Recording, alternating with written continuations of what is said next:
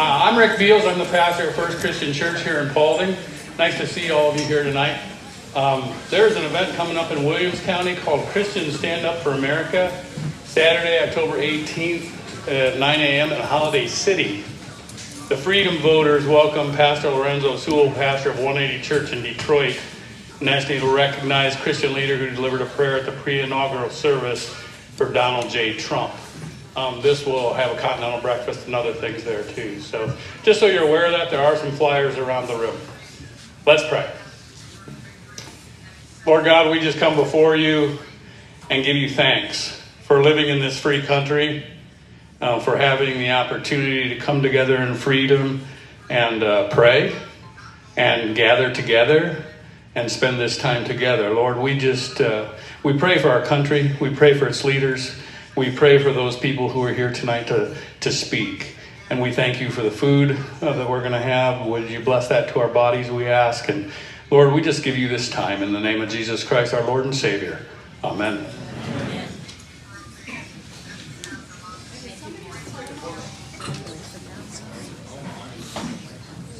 All right, there's a flag up front here, so we are going to do the Pledge of Allegiance.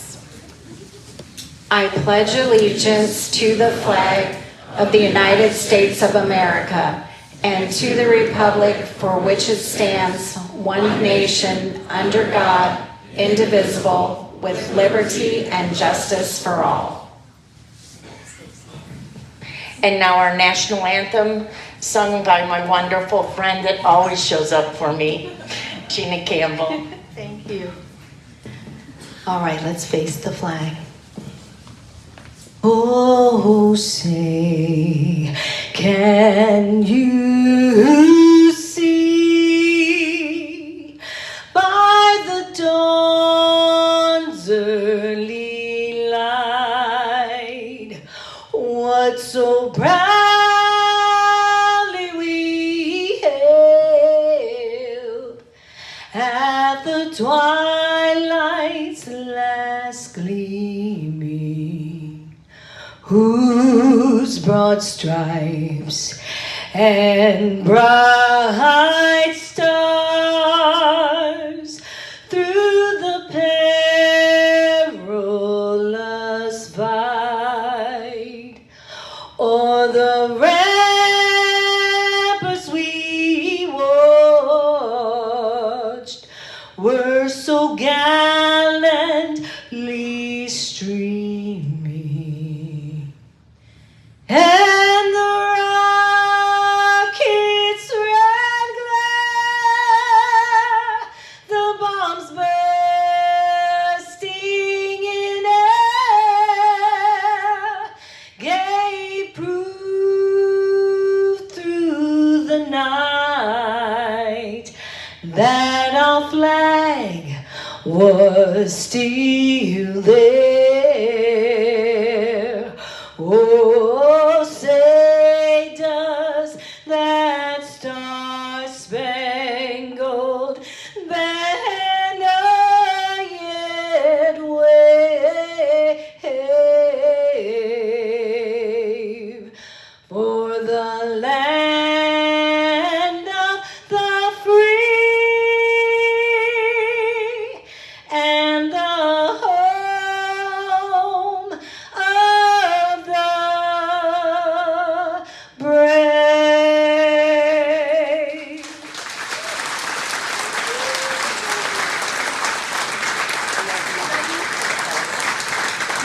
Thank you so much, Gina. That was awesome. And now I'm going to introduce Rob McColley, our state Senate President, who is going to introduce our next governor of the great state of Ohio, Vivek Ramaswamy. Thank you, Lori. What a crowd.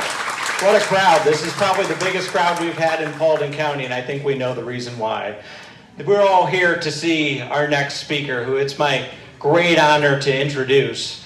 You know, we've been at work here in Ohio doing an awful lot of things to make Ohio the best place to live, work, and raise a family. Starting in 2026, in fact, when I started the legislature, there were 7 income tax brackets. The highest was 7.5%. Starting in 2026, we will have 1 income tax bracket of 2.75%. thanks to the work that we've done with many of my colleagues here in the room. But I think what you'll hear tonight is an inspirational message that we're not just fine being the best state in the Midwest. We want to be the best state in the country. We want to be a state of excellence, and you're going to hear that here tonight. And you have the opportunity to hear from a speaker who isn't just here for his own ambitious purposes. But let me tell you a story. The first time I ever got a chance to sit down with Vivek Ramaswamy, he was kind enough to invite me over to his house. We talked about a variety of issues, and obviously he's been busy on the campaign trail for months. And one of his young sons kept coming in and trying to tell his dad what he's been doing that entire time as his father was away. And Vivek was a good, patient father and kept talking to his son and telling him, I'll talk to you in a second. And eventually just put him on his lap for the rest of the conversation. And I was there for that. As a young father, I was encouraged to see that because it shows that the next governor of the state of Ohio isn't just in it to win the race. He's in it for your children. He's in it for my children. He's in it for all of our grandchildren. Ladies and gentlemen, the next governor of the state of Ohio, Vivek Ramaswamy.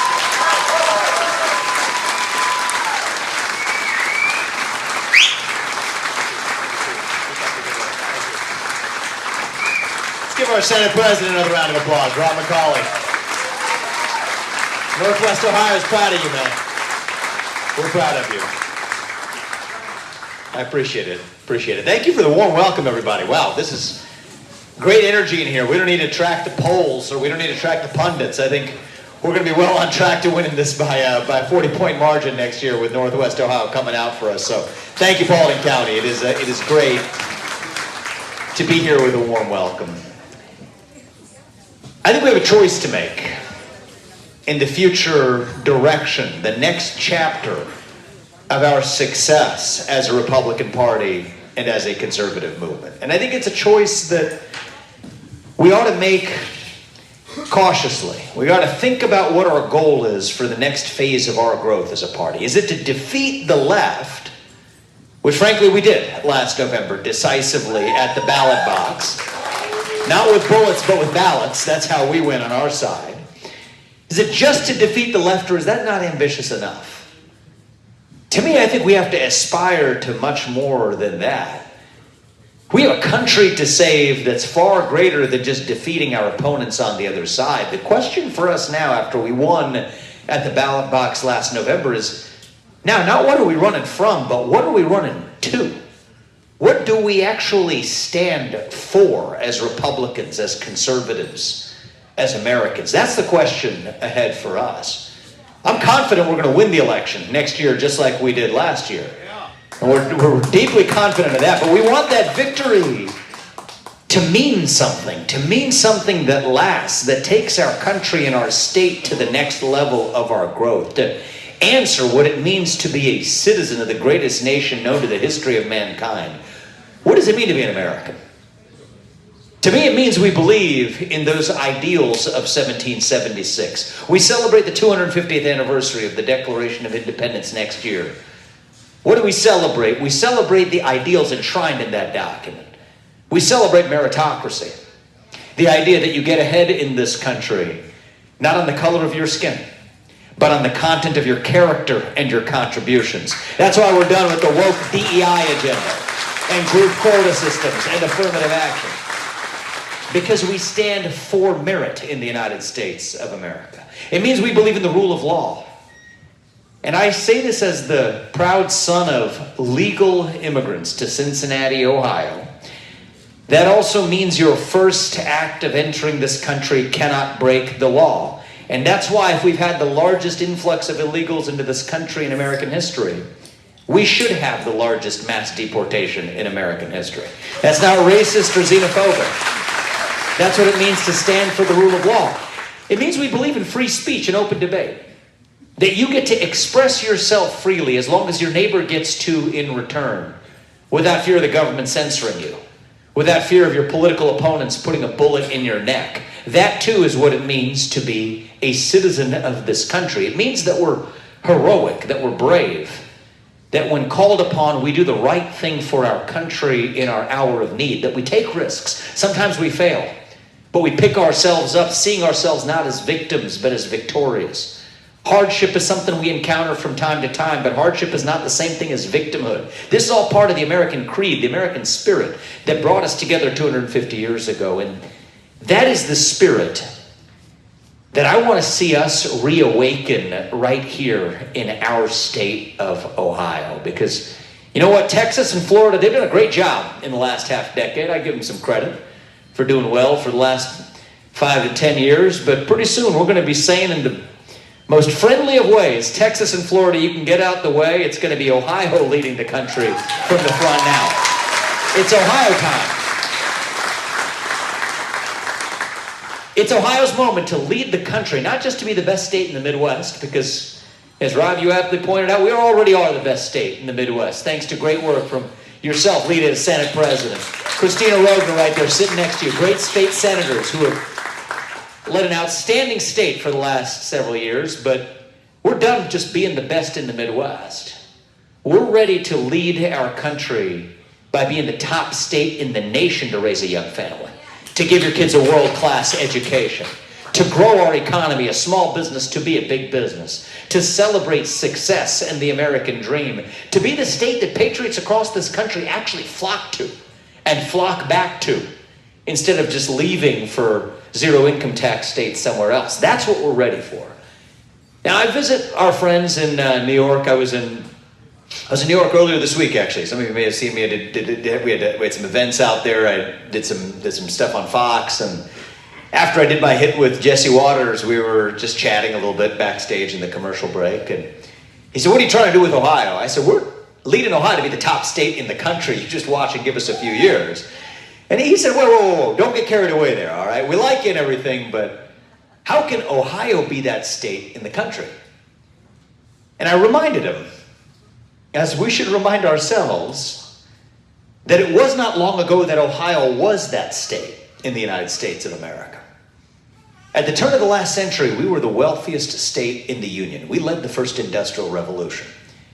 Even in 1950, 6 of the top 15 wealthiest cities in America were right here in the state of Ohio. And I love that she brought, can we give the woman and her father who brought a young lady here today? Thank you.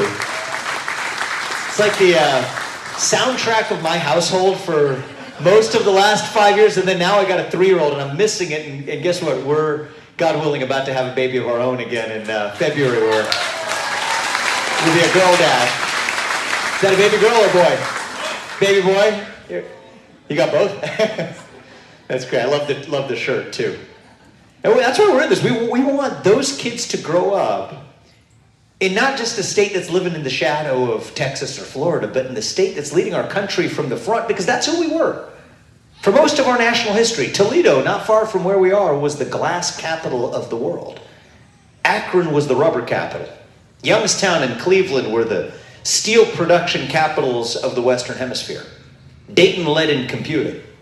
My hometown of Cincinnati was known around the world as the Queen City, the consumer products capital of America. That's who we were. There's a special thing that happens. You think about the next generation of young people. There's a special thing that happens when you're that state at the leading edge of the greatest country known to the history of mankind. Our children gain the self-confidence to achieve the things they were taught to believe were impossible. See, it's not an accident that was the same Ohio that Neil Armstrong grew up in, born, raised, living in Ohio, Wapakoneta, born and raised, when he became the first man in human history to walk on the moon. It's not an accident that was the same Ohio that John Glenn grew up in, born, raised, living in Ohio, when he became the first American to make it into orbit around the earth. It's not an accident that was the same Ohio that the Wright brothers grew up in Dayton, Ohio, born and raised, when they took flight at a moment they were taught to believe that was crazy talk. That's who we were as a state. And you know what? We can be that state again. Because if you think about it, we have every natural gift we did the first time around. Great water to our north. In fact, underneath our ground, not far from where we're sitting right now, the most fertile farmland that the country has known for most of our history, a great geographic location for manufacturing with 60% of North America's population within a single day's drive of where we're sitting right now. Natural gas to our east, Erie Canal to New York City, Ohio River to the Mississippi. God has blessed our state with every natural gift we could wish for. To be the state that leads the United States of America back to greatness. To be the state that powers America's comeback. All we have to do is to believe in ourselves. To be that state once again. All we need is a leader at the top, in our legislature, all the way top to bottom, state to local, leaders who believe in our state's destiny to lead our country. And I will tell you, hopefully, with your help, as the next governor of this great state, that if Silicon Valley led the way for the last 10 years, it's about to be the Ohio River Valley and the Maumee River Valley for the next 10 years. We were America's first frontier. We're about to be America's next frontier. We're going to do it by building on the foundations of what got us here, including agriculture, including farming, Ohio's oldest, largest, and to this day still most foundational important industry. But to build on that foundation and also chase the sectors of the future. From semiconductor production, to nuclear energy, to natural gas. The state where we embrace even AI and our defense industrial base and automation and quantum computing, not to take old jobs, but to make new jobs through workforce training and education. That's where we're ready to lead our state. A modern-day Northwest ordinance for the state of Ohio. The first time around when a group of Baptists came out west and signed a document that enshrined freedom of speech and religious liberty even before the Constitutional Convention in Marietta, Ohio. I view this as our modern-day Northwest ordinance moment all over again. And that's going to require a change in attitude of what we aim for. We've had great leaders in our state who have aimed for regional leadership. And I congratulate them and I respect them because they've achieved that in flying colors. We're the best in the Midwest. I visited Minnesota a couple months ago. I can confirm. We're the best in the Midwest. We're doing great for our region. But if we're aiming for national leadership, we're going to aim to aspire even higher. We're going to have to become a zero-income tax state because you deserve to keep what you earn. It is your money, not the government's. And if 8 other states can do it, from Tennessee to Texas to Florida, we're going to compete. We're going to compete by making Ohio the state that we attract young entrepreneurs and businesses to thrive in. We're going to bring down property taxes in this state, which have gotten insanely high. It is your land, not the government's, and you should not be paying more in your property taxes than in your principal and interest payments on your mortgage. It's common sense. We're a red state, but sometimes we act like we're a state of red tape.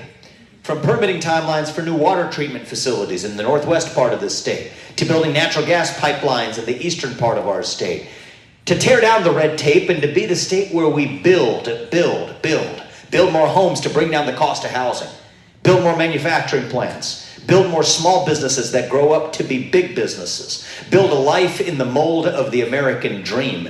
That idea that if you work hard, you play by the rules, you get to have a good life in this state and in our country, and dream for an even better life for your kids. A world-class education for your kids. That is your birthright if you are an Ohioan. To turn around the educational achievement crisis that we're in the middle of in our country, where the average student in America today is sadly 4 full years behind the average student in China. A 7th grader here is performing at the same academic standard as a 3rd grade student in China. That's unacceptable. But we're not going to sit here and whine about it. We're going to turn that ship around. We're going to turn it around for our kids. We're going to turn it around for our country. Leading our state to lead the country in math, reading, writing, physical education, civic education, financial literacy, even AI literacy, preparing for the future. First, make sure our kids show up to school. It's after the COVID-19 school closures that achievement plummeted off a cliff. And by the way, as the person who I'm running against in this race is Dr. Amy Acton, who implemented those school closures. As I said, we're not going to bend the knee to another fake Anthony Fauci knockoff who allowed our public schools to be closed while our private schools remained open. So I went to public schools through 8th grade in Cincinnati, Ohio. And it wasn't the best academic achieving school, to be sure, but I'm grateful for that experience. And then I went to St. X High School, St. Xavier in Cincinnati. for high school. You look back, Cincinnati public schools were closed for nearly 2 years during the pandemic, while my alma mater of St. X was closed for less than 5 days.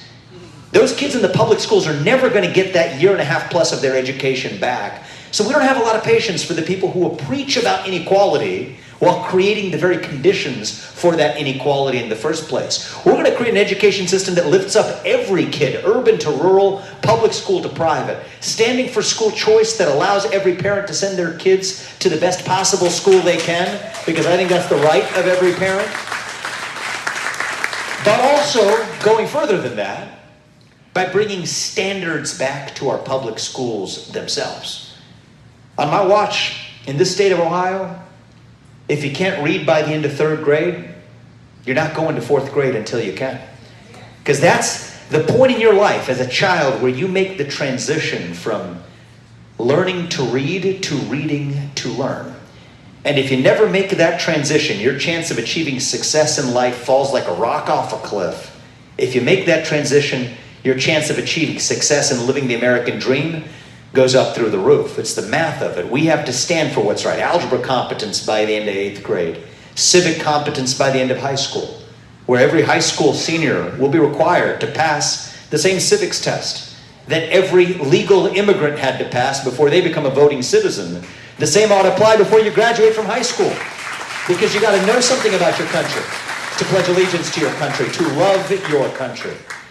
That's what we want in this state. To be the state where for every young person who wants to pursue a 4-year college degree, we have the best 4-year college degree programs in the country right here in Ohio.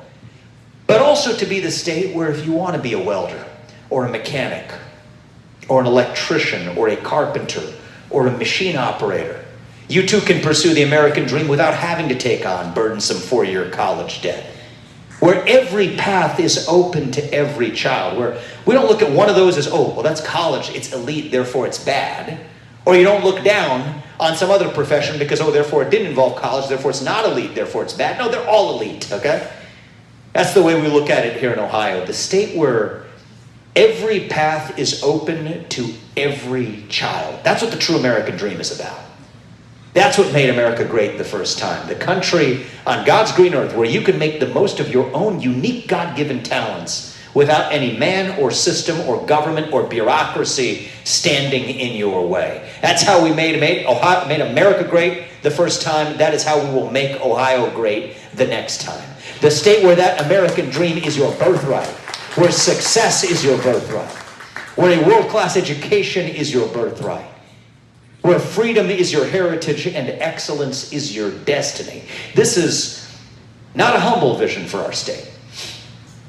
It is an ambitious vision, because I believe that is who we really are as Ohioans and as Americans.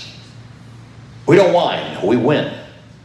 We don't see ourselves as victims, we're victors. When we rally behind the cry to make America great again, that is what we hunger for. The unapologetic pursuit of excellence in this country. That is what the American dream is about. And I know that American dream exists because I have lived it. My parents came halfway around the world nearly half a century ago with nothing. And in a single generation have had the honor and opportunity, for which I am so grateful, to found successful companies, to raise our 2 sons and hopefully soon to be our daughter in circumstances that neither my wife's nor my family would have imagined 45 years ago. And the extraordinary part of that story, now in a position hopefully to even lead the very state where I was born and raised, the extraordinary part of that story is that it's really not that extraordinary in the United States of America. It's not that extraordinary even in the state of Ohio. This is the state, this is the country where that story is normal. And we will fight every day to pass that American dream on to my kids and to yours, to the people in this room equally to those who are not in this room. And I mean this when I say it. I don't care what you call yourself, really.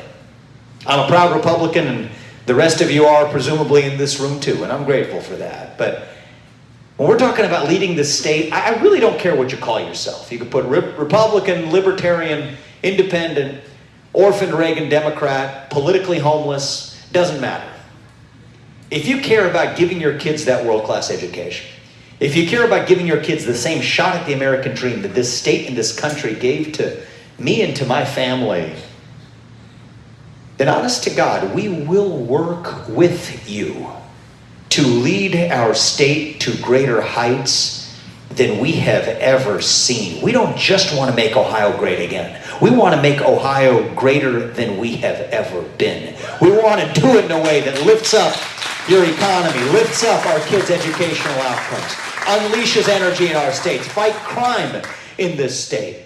We're a great state of cities, from Cincinnati to Toledo to Dayton to Cleveland to Youngstown to Akron to Columbus, where I was earlier today, where we're ready to revive that new American dream. Breathe life back into the idea that you can go back into your cities and enjoy a nice night without fear of getting mugged or assaulted or beaten down. Live that American dream where your kids know they're going to be able to get the world-class education they deserve by showing up to school and doing their part. Live that American dream where if you start a small business, you know that if you play by the rules and get the government out of your way, you can achieve anything you set your mind to. Live that American dream where we celebrate success instead of villainizing it. Live that American dream where you can speak your mind in the open without your enemy or your opponent threatening you or censoring you along the way, without fear of putting food on the dinner table. That is the new American dream that we are going to rebirth right here in our state of Ohio. And we're going to do it, as I said at the very beginning, by making the right choice we have an opportunity to make. Because we're on the winning side here. But when you're the winner, you have a choice. Do we want to own the libs? Do we want to just defeat the left when we see our opponents as our enemies? Or do we see them even more as our fellow citizens who deserve to be shown the light, who we have an obligation to lead back to the light? When we see our protesters, as we have sometimes outside of our event, is our goal to embarrass them, to eliminate them from the public square and to banish them? Or is our goal to pray for them, to talk to them, to persuade them, while also simultaneously beating them at the ballot box so their ideas don't ever get translated into policy? That's the choice we face ahead. And I believe in our country, what makes us the greatest nation known to the history of man is that we are founded on that set of ideals that brought together a divided polyglot group of people 250 years ago, under the creed of e pluribus unum, from many one. A nation that is built on the distinctive idea of the American dream. There's no Japan dream. There's no Canadian dream. There's no British dream or German dream or Italian dream. There's an American dream that is distinctly unique to our country. You could move to Italy, spend the rest of your life there, and you will never be an Italian. You could pack your bags and go to Germany, you would never be a German. You could take your whole family to reestablish your roots in China or Japan, and you would never be Chinese or Japanese. But you can come from any one of those countries to the United States of America, and you can still be an American, as long as you pledge allegiance to the ideals enshrined in that flag. As long as you work hard, you play by the rules, you make your contributions. That's what makes this country exceptional in all of human history. And I think we have a special opportunity from the heart of the country to be at the edge of our country. We will start from the heart of our country to embody those ideals, from many one. That is what won us the American Revolution. That is what reunited us after the Civil War. That is what won us 2 world wars and the Cold War. That is what still gives hope to the free world. And if we can revive that dream over group identity and victimhood and grievance, then nobody in the world, not a nation, not a corporation, not a virus, not China, is going to defeat us. That is what American exceptionalism is all about. And that is what we are about to revive starting next November right here in our great state of Ohio. Thank you for coming out tonight, Paulding. May God bless you and your families, and may God bless our United States of America. Ohio's best days are ahead. Thank you. Thank you. Thank you. Roy, why do you want to go to the swamp? It's the swamp. They're not like us up here. And he goes, I think I can make a difference. And I said, okay. So since then, I am so happy because I get to text him at 6:30 in the morning where I can't text anybody else because they're not out of bed yet. So, and he always answers. Here you go, Roy.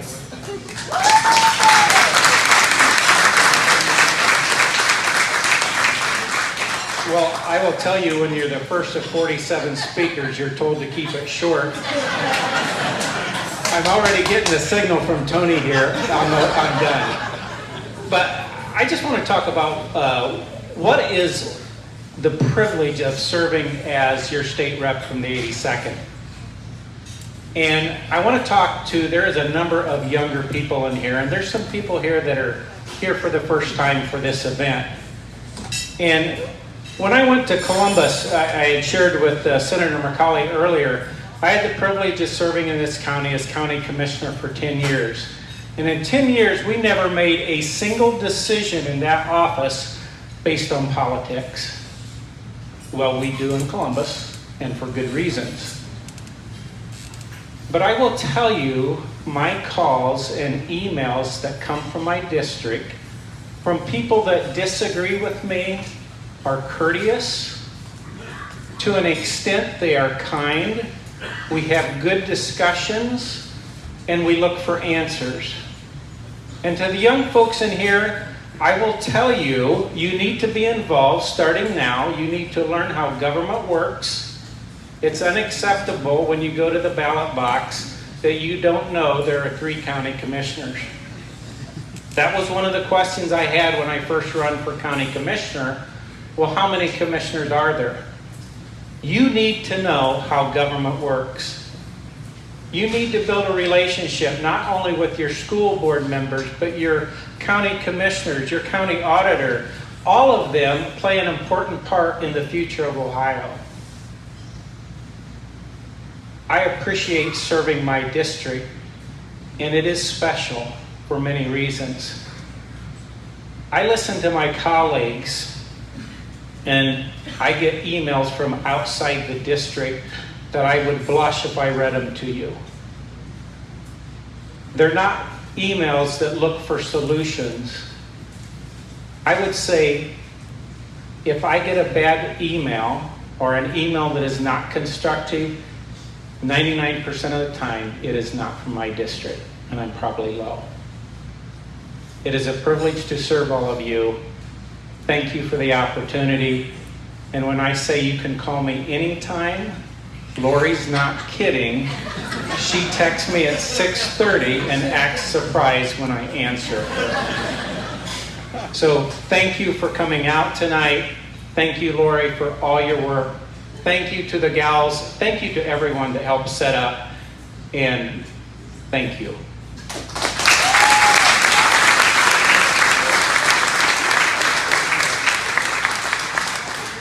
Our next speaker this evening is one of my colleagues, and she's at least going to come up and say hi. And I love to say she's Paulding born and raised, serves a district south of here, has an office next to me in Columbus, is a pleasure to serve with, and she's one of the good ones. Angie Katie.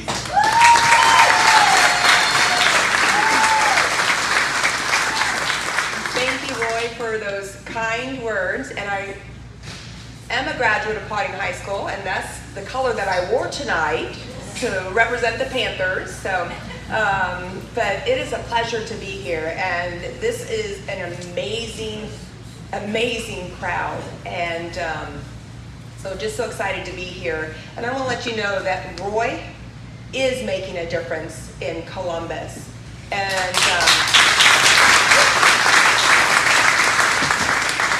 honored to serve with him.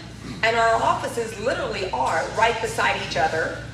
So it makes it very convenient when we're working on legislation. And we are working on an America First policy. You may be familiar. He's been a tremendous asset on this. It's House Bill 1, Ohio Property Protection Act. We reintroduced it from last General Assembly. Wasn't able to get it across the finish line, but essentially It bans foreign adversaries from land purchases next to critical infrastructure and U.S. military installations.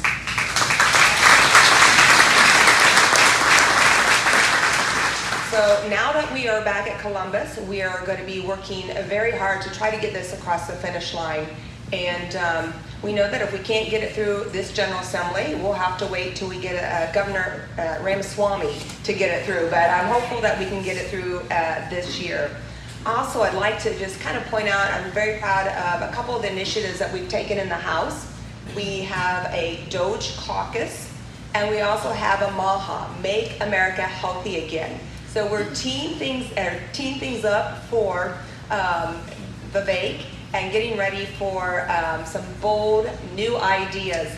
And we're very excited about what he is going to bring, because we do believe it's Ohio's time. We believe in Ohio, and we believe that our best days are ahead. So thank you all for being here. I'm going to keep it right under 2 minutes. Be blessed and keep fighting the good fight. Thank you.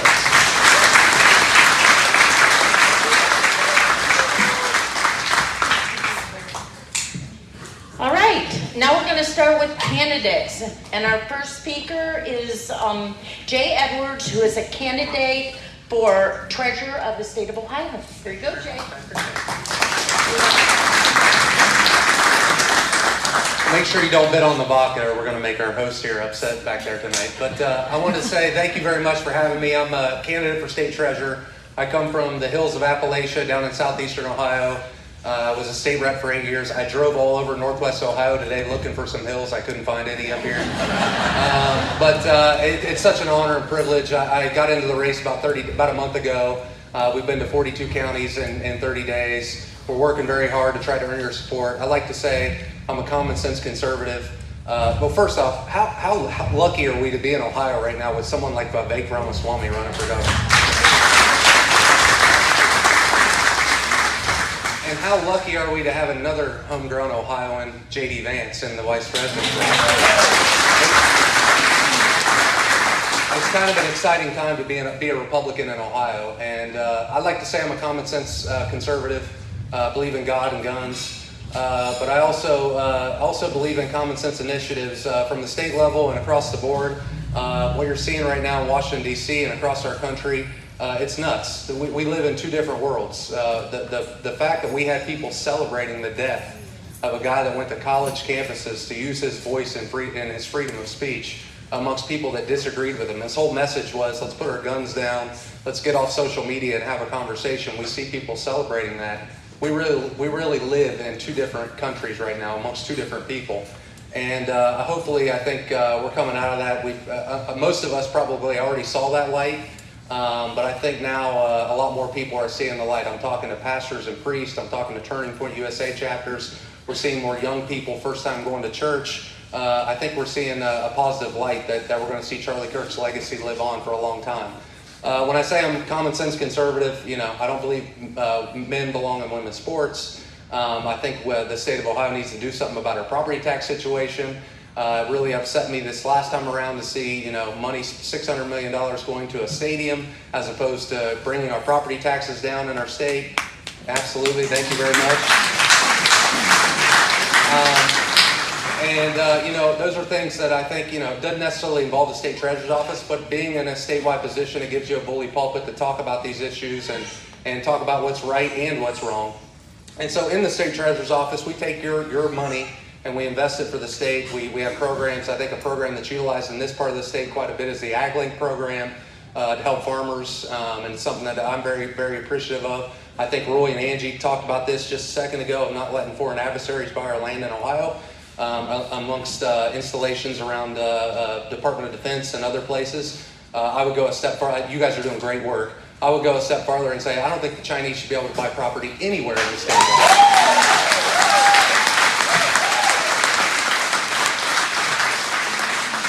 I also don't think Bill Gates should be able to buy property in the state of Ohio. But I'm getting to shoot off here, so I got to be really quick. But as your next state treasurer, we handle your state's investments, and we take those monies and we put it in banks, and we invest it in AgLink programs and housing programs. And I think it's very important that, Ohio is a conservative state. Trump won by 8 points, and 11 points. It's time that we make sure we hold people accountable. We have banks in the state of Ohio that are debanking organizations like the National Rifle Association, which I'm a proud lifelong member of. I don't think we should allow those banks to hold our state's money if that's how they're treating conservative organizations. So that being said, I want to be your next treasurer. I'm proudly endorsed by a guy you guys might like named Bernie Moreno. And I hope to be your next treasurer. I'll be back whenever you want to have me. And thank you very much. God bless.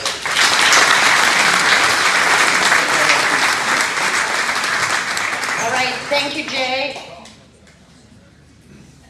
The next is one of our Paulding County owned.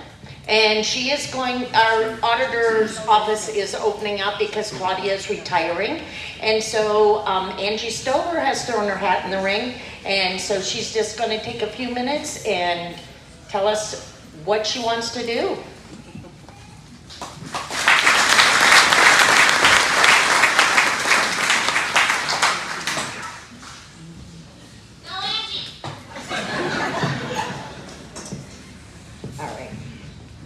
First off, I'd like to thank everyone who made tonight possible.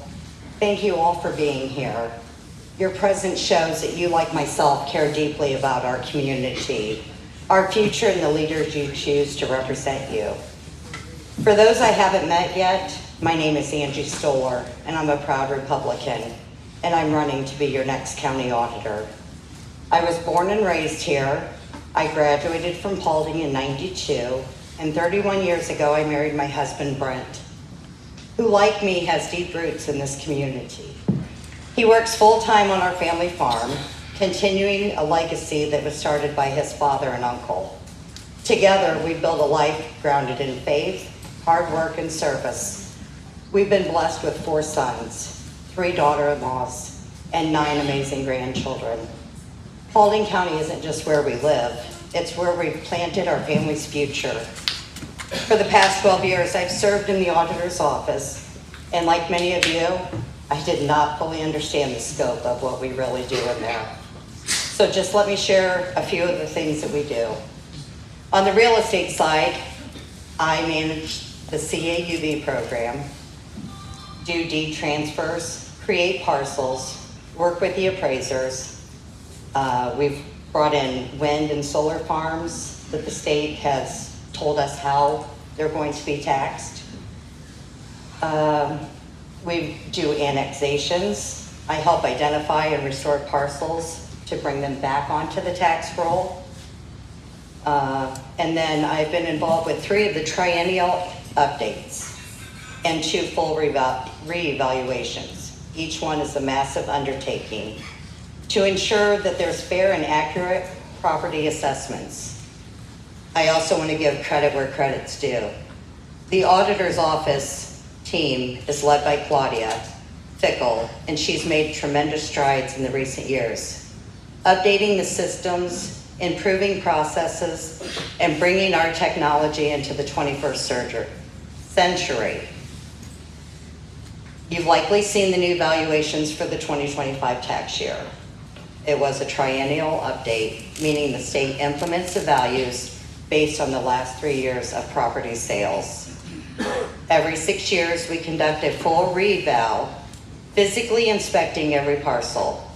It's the auditor's office that ensures these appraisals are implemented accurately and transparently. Transparency is a cornerstone of our work. That's why I encourage you to visit our website. It's packed with tools and information to help you understand your property, your taxes, and your county's finances.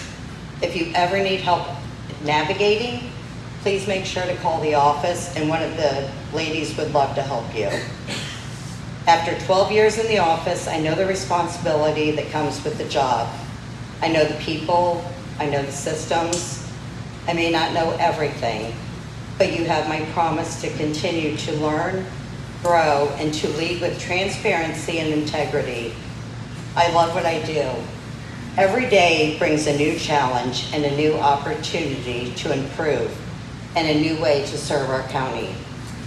If elected, I promise to be accessible, honest, and transparent.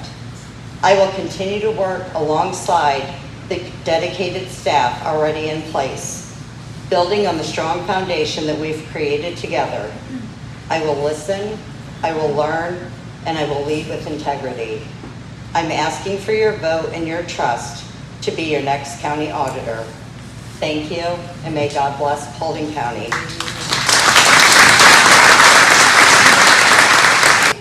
It's my great pleasure to introduce Jim Hoops, who I've gotten to know and really appreciate. And he's another one. I can't call him at 6:30. But when I do text him, he generally gets right back to me. So, Jim.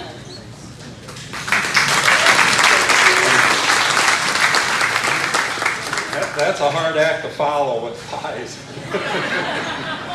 Hey, my name is Jim Hoops. I know we have a lot of candidates tonight. Many of you I already know, and it's been great to get back out on the campaign trail. I was a former state legislator in this area, and then I got out of it for about 15 years, and then my wife, Deb, who I really appreciate, she gave me permission to get back into it again. So I'm currently a state legislator, but I represent the northern part of this district, and I'm term limited, and I just want to follow in now Senator McColley's seat, which I think he's doing a great job, and we're going to miss him down there. I can remember when he came over to my house when he was running for the position. We had a nice talk, and I'm really glad he went for it and is doing a great job down there. Now, who knows what he's going to be doing? I got a feeling we're going to see more of him around the area. Let's hope. But I guess my feeling is I would love to be your state senator. I am very pleased that over the 9 counties, or 9 1/3 counties, I have over 50 plus elected officials and people here endorsing me, all the way down from county commissioners to township trustees. I even had former Senator Lynn Watchman endorse me. Former state rep in this area, Tony Berkeley, has endorsed me. In fact, I learned a lot from both of them, especially from Lynn, on notepads. I've already given out about 12,000 notepads over this campaign, and that's what he used to give out. And I just want to continue and bring down to Columbus the values that you hold dear: pro-life, pro-gun, all those kind of things. Less taxes, less regulations, to make Ohio a competitive state, or continue to make it a competitive state. And I just want to be a person that gets things done, and I want to continue that. And I guess to end, this is why I really enjoy this one picture here. And this is me holding, I got a chance at a family event to finally be able to hold my grandson, because it's amazing how people fight over holding their grandson. And that's the main reason I want to stay involved, is because of his future. And I know that's been said a lot tonight. It was great to see the youth here tonight, because they're our future leaders. And I just want to continue what we've already started, because Ohio has a lot of great things going on, and we want to continue that trend. So thank you, and I would appreciate your consideration in May. Thank you.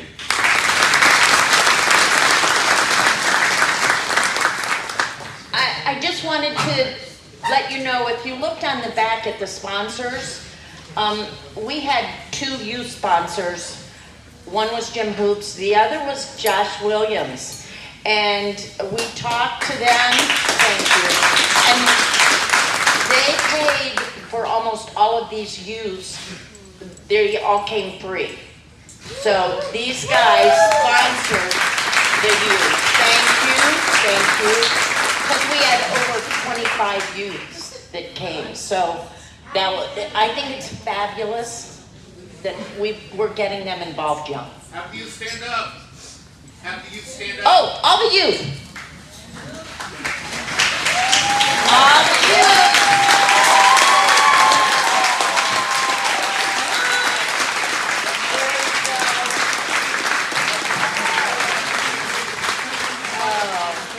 It was awesome. Thank you, guys. All righty.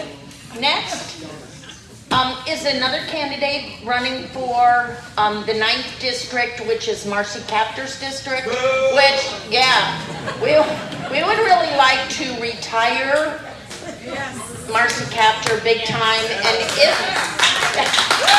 if the redistricting goes the way we're hoping it goes, we will get a major vote in getting rid of her.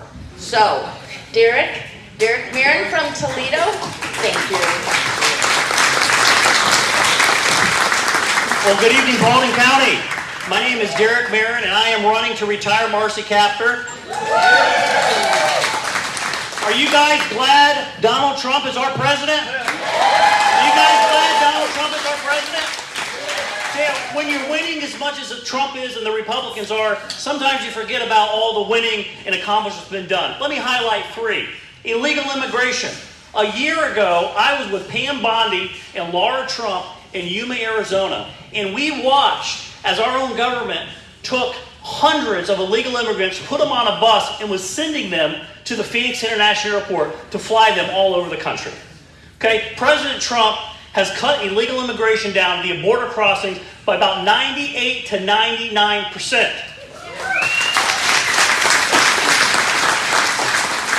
Now the next phase has started where we're getting the 20 to 30 million illegal immigrants out of this country.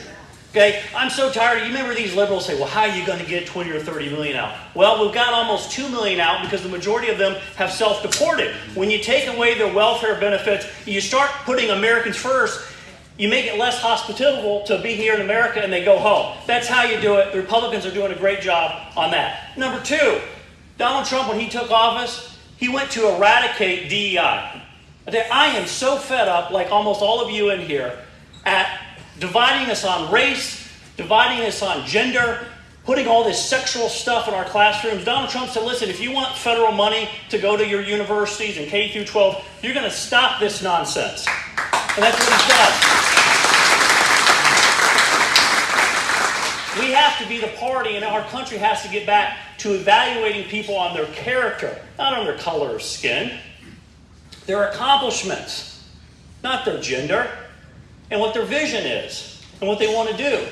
We've got to continue to press and get rid of DEI, and the Republicans have been doing a great job with that. The third thing, the 2017 tax reform was made permanent into law. Average family making $80,000 a year received a $1,700 tax cut. The average taxpayer, 22% in America. Democrats say, well, they just cut taxes for the wealthy. This is a flat out lie. Family of 4, $80,000, $1,700 tax cut. And the president and the Republicans delivered. No tax on tips, no tax on Social Security, no tax on the overtime, all helping working Americans. That's what President Trump did, and it's important because the Republicans kept their campaign promises and delivered. That's what they did. Guys, I'm running to finish the mission. The Republicans have done a very good job in Congress, but guess what? There's more they can do, and there's more that they want to do, but they don't have the votes. The majority is too slim in the House and Senate. They need reinforcements. I had the opportunity to be the Republican nominee last time against Marcy Kapter. We came within 0.7% of the vote. They had a libertarian in the race. They spent over $1 million to try to take votes from us. They took about 4% from us. They pulled out all the stops. I want to finish the mission, and we can finish the mission. We have to. What type of Republican am I? I'm a constitutional conservative. I believe America is the greatest country in the history of the world. The question is, why? Why is America so great? I will contend one of the main reason is this: the Constitution. God has given us our rights of freedom of speech, freedom of religion. But it's this document that helps to secure these rights on this earth. This has set the framework and the foundation for our country to be successful. We have to get back to federalism if this country is going to get fully on track for the next 100 years. It's federalism, it's states' rights. Almost 90% of the problems that the federal government has, it's because the federal government hasn't gotten itself back to the Constitution. This is the document. If I have the opportunity to serve in Congress, this is what I'm going to follow. I'm going to follow the Constitution. And that's what we need. Guys, it's been an honor for me to be here tonight. Thank you for allowing me to speak. And let's save this country together.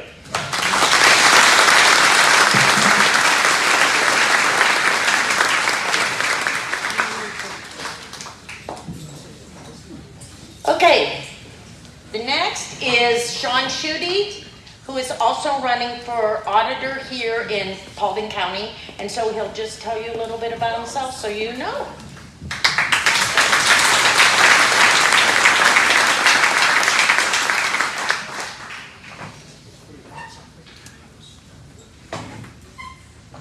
Well, I want to thank you all for having me, be able to speak here tonight. I'm definitely not going to be as wordy as a lot of these other candidates are such good speakers. Comes crazy, I am a school teacher by trade, last 18 years at Crestview Local Schools. I teach College Credit Plus accounting for Northwest State Community College. My undergrad is in accounting. My master's is in business education from Bowling Green. Yeah, who's our falcon over here? But, you know, I'm a transplant from Defiance, Ohio. I grew up, went to Tenora High School, and met my lovely wife in Columbus. And I've heard a lot of good things about Columbus here tonight. But 26 years we've been married. We've been lucky to have a healthy family. 2 kids graduated from Antwerp. Both are engaged, so we're looking forward to spending a lot of money next year. So that'd be great. But I truly love this county. It's been great the last 26 years. I'm a member of Mount Calvary Lutheran Church. Been on the stewardship committee there to help set up the budget for that. I've been involved with the athletic boosters in Antwerp and the Ball Association in Antwerp. Been the treasurer for that, for both of those organizations for 8 years. So I would put my heart into this. I'm not a very wordy guy, but my 2 focuses would be collaboration with all the groups involved, and then also to find efficiency. Found that to be helpful as a teacher. But I think it's important to be able to collaborate. They sort of go together, collaboration and efficiency. So I appreciate this time. Thank you very much.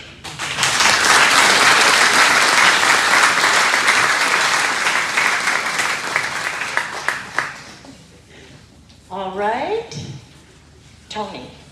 This is another good friend of mine. I text him too, not at 6:30. But I always have questions like, how'd you do this at your banquet? How'd you do this? How'd you get this speaker? What do I need to do? Blah, blah, blah. And Tony's always patient. He's always going, okay, Lori, here it is. So, thank you so much for being so patient with me, Tony. And so, my good friend, Tony.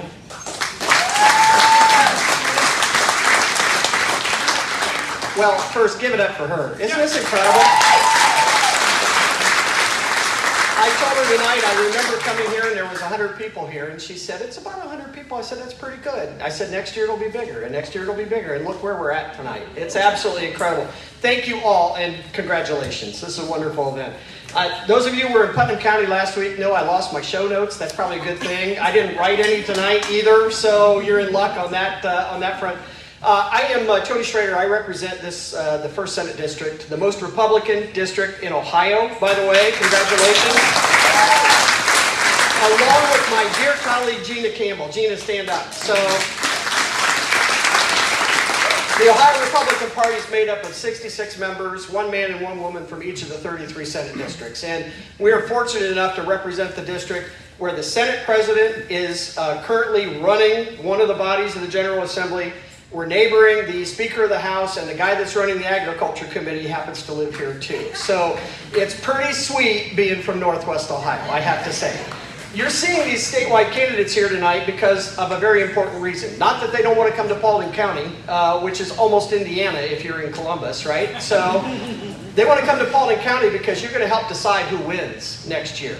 The counties that make up the 1st Senate District are going to decide every single statewide race next year. There's no question about it. It's the most Republican part of Ohio.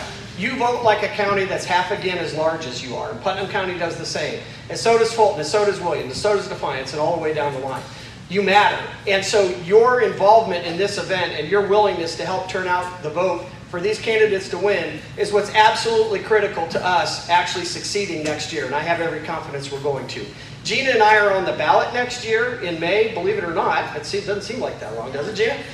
We would certainly appreciate your vote. I've been honored to have been elected as one of the officers of the Ohio Republican Party. The first time one of the officers of the party is from Northwest Ohio.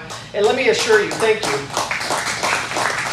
Let me assure you that why that is important isn't because of me. It's because the more Columbus hears from Northwest Ohio, and the more Columbus does what we do in Northwest Ohio, the better Ohio is. That's the bottom line, and that's why I'm truly honored to represent you. Thank you very much. Now, it's my great honor to introduce to you our Turning Point Action. Oh, there you are. I'm going, oh, he's gone. And because I really have a time saying his last name, I'll let him say his last name. But this is Gabe.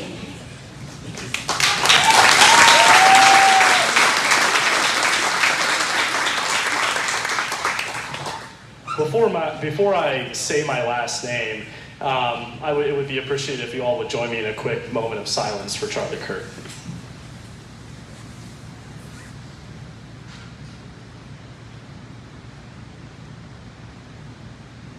Thank you. My name, as she says, Gabe. My last name is Guidarini. I'm 21 years old. I attend the University of Dayton as a senior studying political science. I am the College Republican Federation president for the state of Ohio, overseeing all of our chapters, including our chapters just nearby at Bowling Green State and Toledo. And I also, for the past 2 years, have had the incredible honor of serving as Ohio field representative for Turning Point Action, Charlie Kirk's group.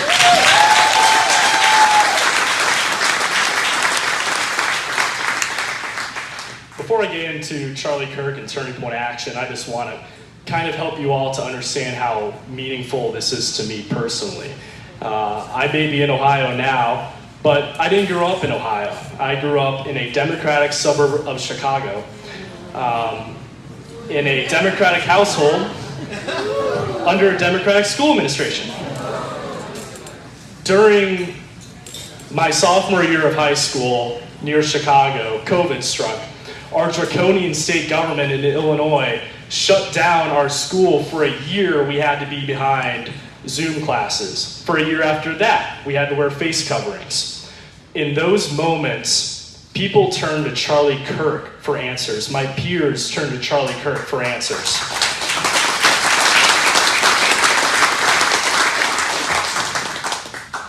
When crime was pouring out of Chicago into the suburbs that I lived in, thanks to the leadership, the very distinct leadership of people like Lori Lightfoot at the time and J.B. Pritzker, who's the governor there, people turned to Charlie Kirk to connect the dots between what was going on. When I was growing up, Charlie Kirk was the essence of a conservative, and he was also the essence of a new wave of Christian revival in this country. That, I believe, is going to be his greatest legacy going forward in this country.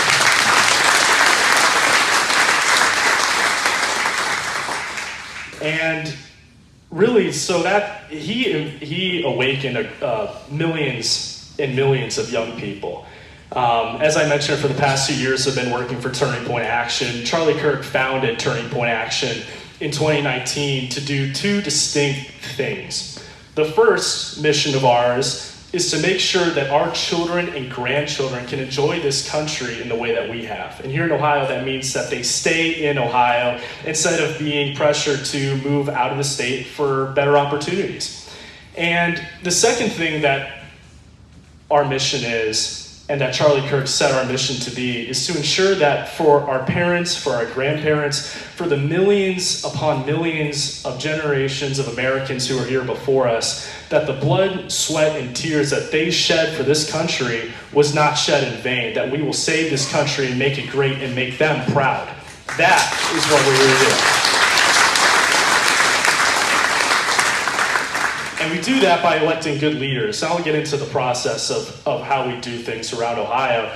But I want to talk about what happened just a couple of Wednesdays ago and the impact that I believe that it will have across the country for a long time.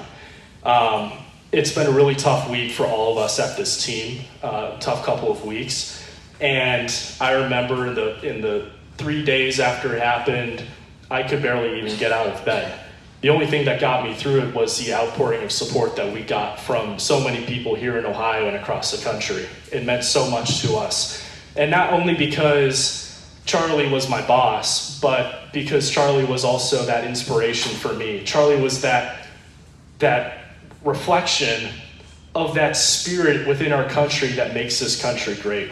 Charlie Kirk was one of the few people on both the left and the right who would go out into public, onto the street in broad daylight, and talk to people he disagreed with.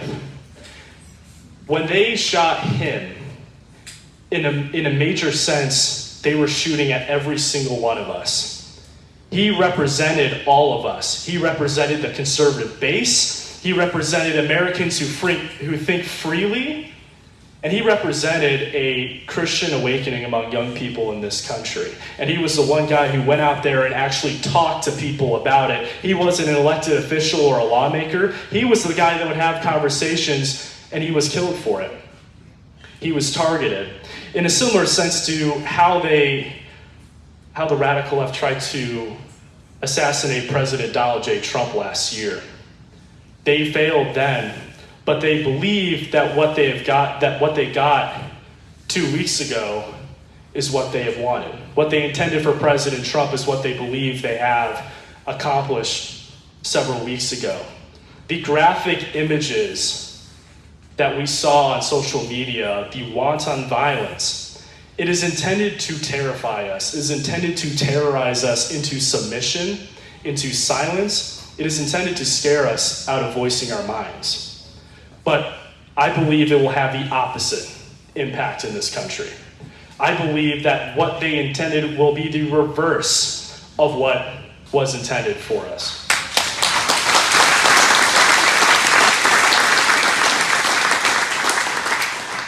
And I believe truly that 90% of Americans can agree that what happened several weeks ago was a true atrocity in this country. Unlike many things, very few things have happened like it in modern times. And unfortunately, we saw a lot of really nasty rhetoric from the radical left in the days that followed what happened. Not all of them are like that, though. I think that a majority of people on what you would call the opposite side of the aisle truly do share that same underlying value that we do, that you should not be killed for your political opinion just because your political opinion isn't what they agree with. And as I mentioned before, I'm chairman of the Ohio College Republican Federation. We set out to prove it. We reached out to the chairman of the Ohio College Democrat Federation that oversees all the college Democrat chapters at each of the campuses across the state. And we reached out to him and we said, hey, would you be interested in joining this joint resolution with us to condemn political violence, condemn what happened to Charlie Kirk in the strongest of possible terms? And they signed on to it. They joined us.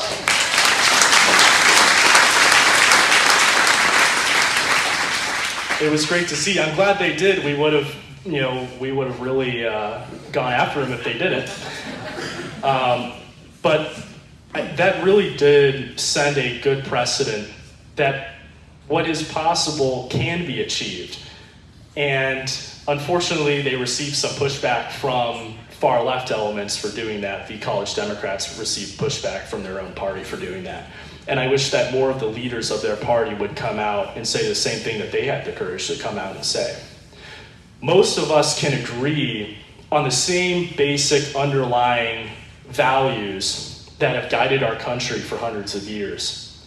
But the problem is and has always been a radical left that where most of Americans are right here, what has happened in the past several years has been a radical left element that has gone all the way over here. And we need to stand true to our convictions. We have to stand true to what we believe. We have to stand true to our faith. And we have to stand true to the rights that God granted to us that are enshrined also in our Constitution of the United States of America. That's what we believe in.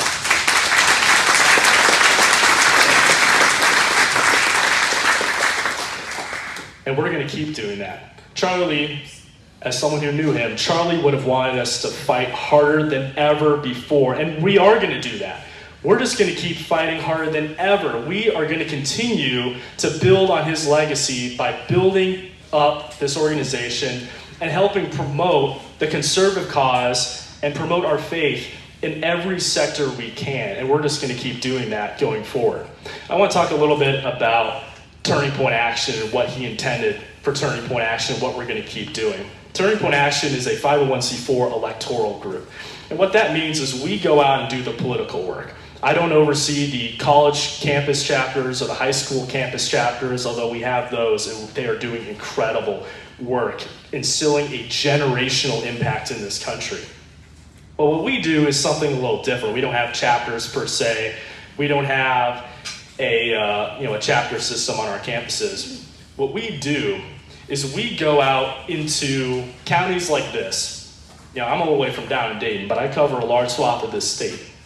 We go out into counties like this, and we help get people out to vote. When I said those two goals that Turning Point Action had, that Charlie Kirk said for us to help make sure that our children and grandchildren can enjoy this country in the way that we have, and to make the generation of Americans who are here before us proud, the number one way that we believe that we can do that, and the number one way that Charlie Kirk believed that we can do that, is by electing good leaders who will protect our communities, who will help promote prosperity and promote safety and promote the values that we believe in for our communities, that we believe that our country should hold as our children and grandchildren live there.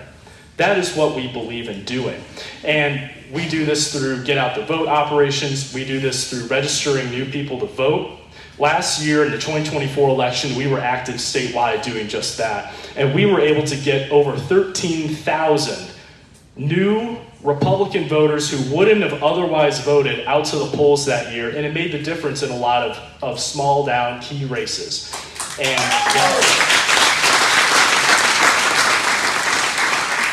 But you ain't seen nothing yet. I promise you, in 2028, we will quadruple those numbers and instill a movement unlike nothing ever seen before.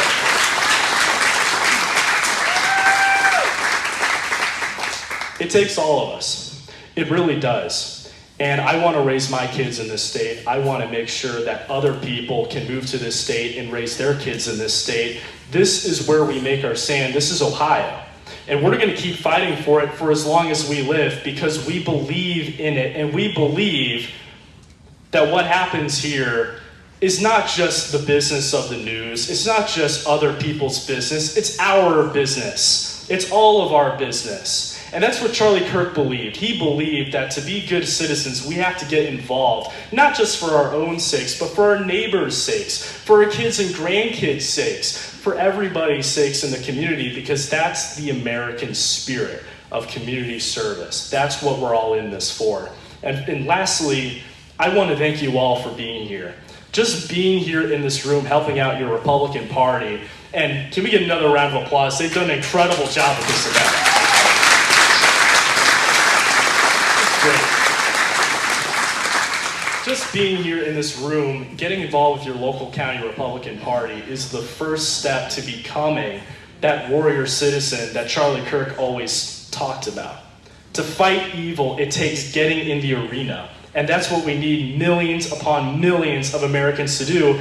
And if you've seen our sign-up numbers in the weeks that follow, that's what we're going to start building.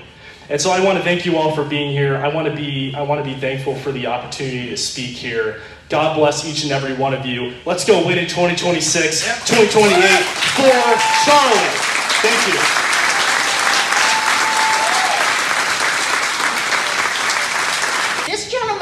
me back in June, and I'm like, okay, I didn't know candidates were starting already. He came out to the fair. He has been to a central committee meeting. So it is my great pleasure to introduce Mike Zern, who is also a candidate for treasurer.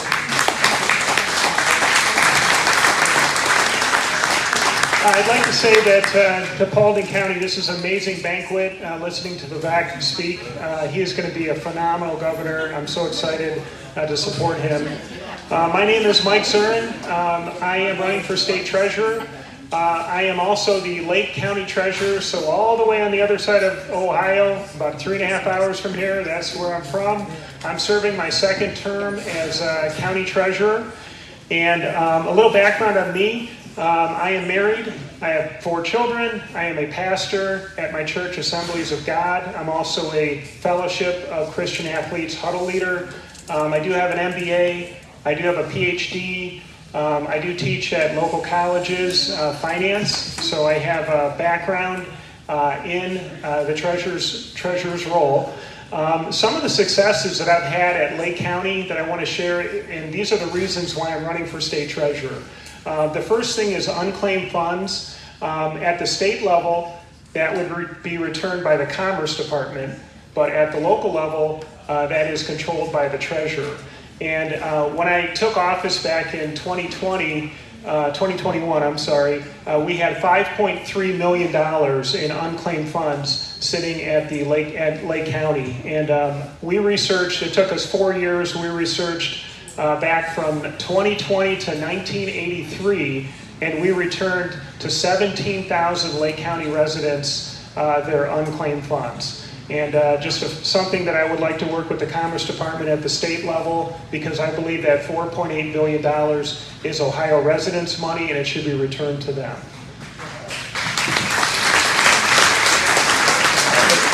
The second thing that I really want to focus on is the portfolio. At the county level, since I actually teach finance to students and investment, I look at the financing options every day, the different things that we can invest in every day, and that has made a huge difference in the portfolio return. At the county level, the year that I took office, our portfolio return was $1.5 million. Last year it was over $18 million. And that's just by using all the different investment tools and understanding what you can invest in as the chief financial officer. So I want to take that to the state level. Also, embracing technology and different softwares. There is so much tax money that can be saved just by using cutting-edge technologies and saving money through the treasurer's office. Also, one other thing that I've really focused on at the county level, which I want to take to the state level, is financial literacy. With financial literacy, at the Lake County office, we go to the schools, we teach financial literacy, we go to the senior centers, the libraries, we go to the prisons, we go to the trade schools, and we teach financial literacy because it gives people a better opportunity for success. If their finances are in order, then they have a better chance to be successful in life. The last thing that I would like to ask is, who is concerned about their property taxes here? Is there anybody concerned about their property taxes? All right, so I believe the state legislature has done a phenomenal job. There's 132 of them, and they have proposed numerous legislation. They have tried to put through many different ways to reduce property taxes. They have done a great job. But that's 132 people. Looking at this as a professor, which that's what I am also, I'm an adjunct professor, there's 11.5 million Ohio residents. And I created an online survey. It went live yesterday, and it talks about what Ohio residents would want for property taxes, what they would like to be cut, what they would like to be raised. They're out-of-the-box thinking ideas on what could be done to reduce taxes, what can be done to cut services, what services are the most important. To me, police and fire is the most important thing. But this is a survey. I have printed out surveys, and then it's also on my Facebook account. But I would love to get 10,000 responses on what Ohio residents want, and property tax reform, and I'd like to give it to our state legislature so they have more information to serve the taxpayers of Ohio. And with that, I'd like to say thank you and God bless.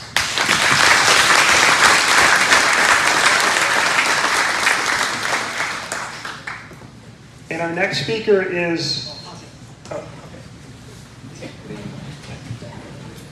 I'm the substitute Lori. She's better looking, but she's busy doing pie stuff. So I'll introduce the next couple speakers to you. First, I want to recognize State Senator Christina Roegner, who is with us here this evening. If you would stand up.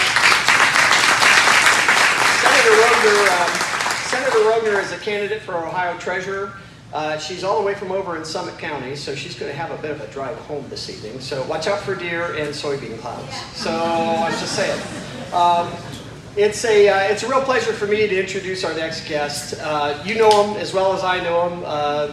Craig Riedel formerly represented the 82nd District, then got termed out, and then we changed the 82nd District. But Craig is a candidate for the 1st District Senate seat that Senator McColley will be vacating next year.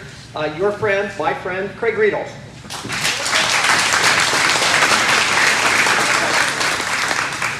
Hi, everybody. It's great to be back in Paulding County. It's great to be back. A lot of friendly faces out here. I'm Craig Riedel, and I'm running for state senator here in Northwest Ohio. As we all know, Senator Rob McColley terms out at the end of next year, and big shoes to fill, and Rob, you've done a great job, so we're very appreciative. Thank you. So, it's a big Senate district. My wife, Danette, and I, we live in Defiance. Danette and I have been married for 36 years. We have a son and a daughter, and we're blessed with 3 granddaughters. I grew up on a farm in Seneca County. My parents owned just 35 acres, and me and my 3 brothers, we helped our parents board standard-bred horses, so I'm extremely appreciative and grateful for the virtue of hard work that our parents taught all of us. I went on, graduated from Ohio State, earned a civil engineering degree, and then in October of '88, Danette and I got married, and I took a job with Nucor Steel. And there's probably folks in here that know people that work over here in Indiana at Nucor Steel. I spent 27 years at Nucor. So my background is predominantly all private sector. I retired 10 years ago to run for state representative, and we won. And I was a 3-term state rep, and I had the honor of representing Paulding County and Van Wert County and Defiance County for 6 years, and that was an honor of a lifetime. I believe in limited government. I believe in fiscal responsibility, free market principles when everybody plays by the same rules. Danette and I, we are proudly pro-life, and I'm a staunch Second Amendment defender, and I'm a gun owner as well. So I'm super excited. The prospects here of Vivek Ramaswamy being our next governor, the opportunity to be able to work with him if the Lord wills us, and we have the opportunity to represent you all in the Ohio Senate, just is so exciting. Some of the things that, I hope to be able to help Vivek accomplish, and he spoke about some of these things earlier tonight, but we most definitely need to eliminate Ohio's income tax. It's a disadvantage really for Ohio. We're gonna have a lot of jobs here in Ohio going forward. We already have a lot of jobs. But with all this natural gas that we're sitting on here, there's companies all over the world that want to come here because they want to tap into that natural gas for electricity. A lot of high-tech jobs, so we're going to need a lot of workers, and we want young people to stay in Ohio. And one way to incentivize them is to eliminate the income tax. We definitely need to abolish diversity, equity, and inclusion. It has no place in our culture. Meritocracy is what made the United States the greatest country in the world. Meritocracy. There's a reason why the Europeans flooded into the United States back in the 1800s, because they knew about the American dream. They knew they could come to America. They didn't have, in England, their last name determined what they were going to do for the rest of their lives. They could come here and live that American dream. Whoever has the best idea, whoever works the hardest, whoever perseveres, he or she can live that American dream. And meritocracy is what made the United States the greatest country. It's very unique. It's very unique to the United States. We definitely need a Department of Government Efficiency. Having worked with 3 budgets, And I know the legislators here can say that the governors I worked with really like to spend money. Our state government needs to be more efficient for the citizens of Ohio. And there needs to be more accountability in our state agencies. I can't tell you how oftentimes I would be frustrated where I had to get in the middle of an issue that I shouldn't have had to been involved in. And I think Vivek will bring a lot more accountability to our state government. And I believe in school choice. Absolutely. I graduated from a public high school. Our kids graduated from Defiance City schools, got great educations, but I also believe mom and dad knows what's best for their child. So if it's a religious school or a charter school, they should have that ability to send their child to the school that's the best fit for their child. So our campaign's going great. We're working incredibly hard. We've raised a lot of money, and we have a great game plan here going forward. So we are going to work incredibly hard. Right, Danette? We're going to work incredibly hard to hopefully earn your vote come May 5th. Most importantly, though, we ask for your prayers because evil is real, Satan is real. Your prayers would be so appreciated. I believe that we live in the greatest country in the world. There's no question that our greatest days are out in front of us. Ohio's greatest days. I'm so excited to be able the opportunity here to work with Vivek and what we're going to accomplish here in Ohio. But what President Trump and J.D. Vance are doing on the federal level, America's greatest days are right out in front of us. They're right there in front of us, and I hope you believe that. I hope you believe that because I mentioned I have 3 granddaughters. When I look in their eyes, I want to leave them something better. Okay, and we owe it to them. We owe it to them. The folks that came before us, our grandparents, our parents, they instilled that belief in us. We owe it to instill that belief in future generations. So we're going to continue to work our tails off. I'll end by saying, and I'm a very good friends with Jim Jordan. You probably have heard him say this. This is one of my favorite scripture. It's 2 Timothy 4:7. Where Paul says to Timothy, he says, fight the good fight, finish the course, and keep the faith. Do the right thing, never give up, and trust in the Lord. Thank you all. God bless America. Thank you.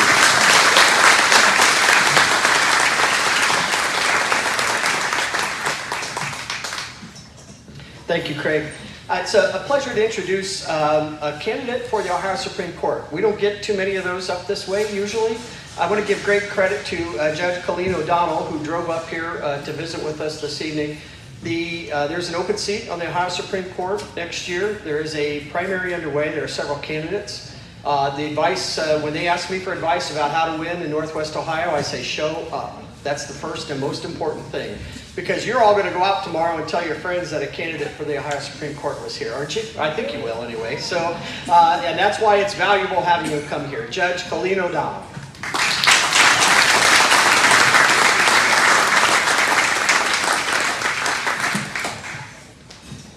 Thank you for that kind introduction, Chairman Schrader.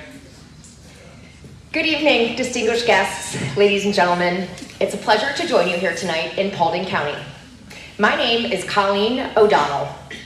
I was the judge who went to the southern border and sent illegal immigrants back where they came from. Thank you.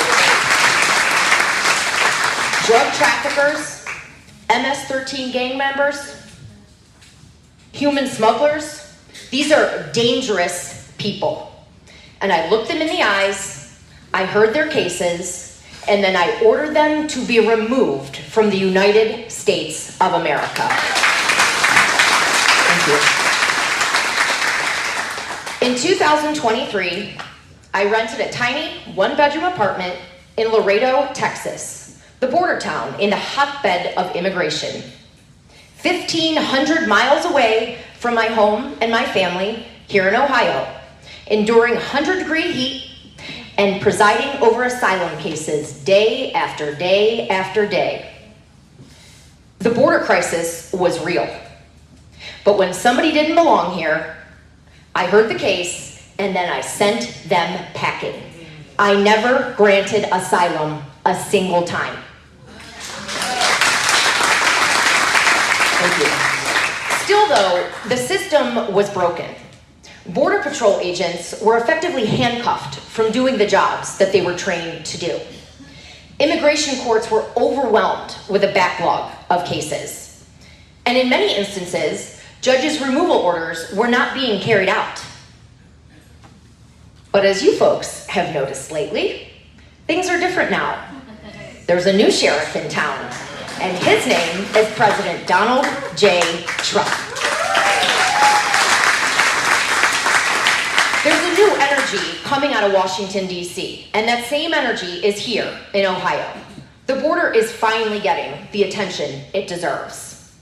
And law and order, they're back in style. But the threat of lawlessness remains, and we see it in the news.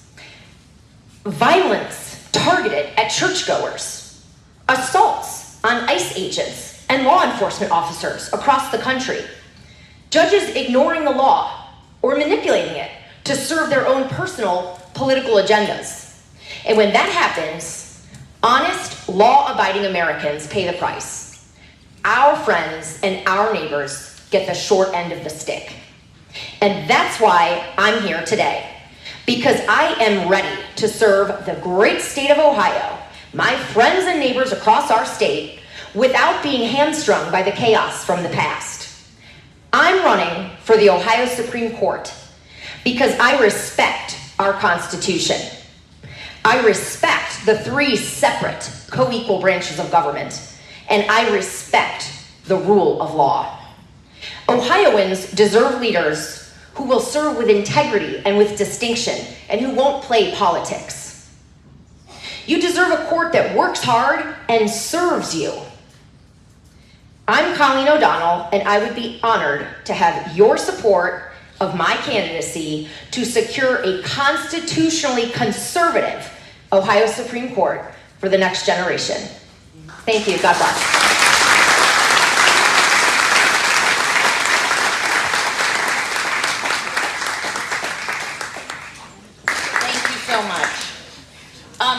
Now I'd like to introduce again my good friend, Rob McColley, and I'm going to tell you, this guy is really accessible. I went into Menards to pick up stuff that I'm redoing my bathroom, and I was with my son, I go, Andrew, wait right here. I got to go see Rob. So, I run up, and he's in jeans and just looks like one of the regular people. And he just looked at me and he just said, okay, Lori, what do you need? Thank you, Rob. So, our Ohio State President, and hopefully, better things to come.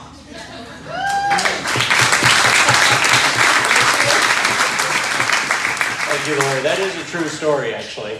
I was in Menards and Lori came up to me and she just had that look on her face. She was about to ask me to do something. And part of it was come here tonight and show up and introduce Vivek Ramaswamy. So thanks for the opportunity. But I would also point out, usually when you hand the microphone to this many politicians, it is a dangerous proposition. And actually tonight is running pretty efficiently, all things considered. So when Lori tells you to do something, you must do it. So you keep your remarks limited. So let's give her another hand for tonight. So she gave me the task of speaking about one of the more important things that we have to do as a state legislature and as state government, and that's draw congressional district lines. And so that's one thing that we have to do yet again this year in the state of Ohio. Unlike many other states that are doing it electively, we are required to do it under our Constitution. Now, I will tell you, this is getting a lot of attention nationwide as it's happening. And one thing I will tell you is part of the reason it's getting an awful lot of attention is because of the fact that we've seen this play out before, even in the state of Ohio, where we've gotten sued over maps where the left wants us to effectively gerrymander in their favor.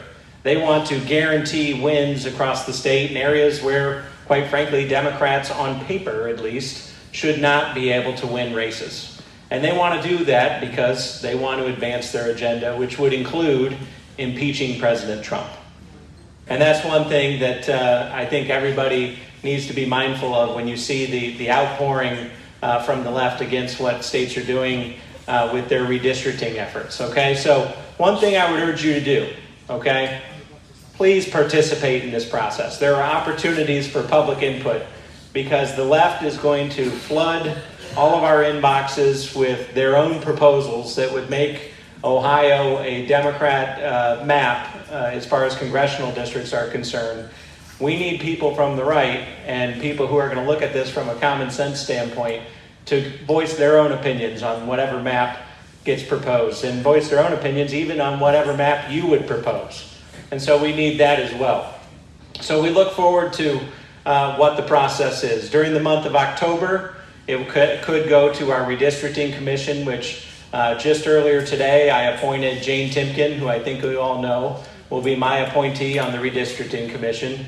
I think she has what it takes to represent what the Ohio Senate Republican Caucus's efforts would be in that.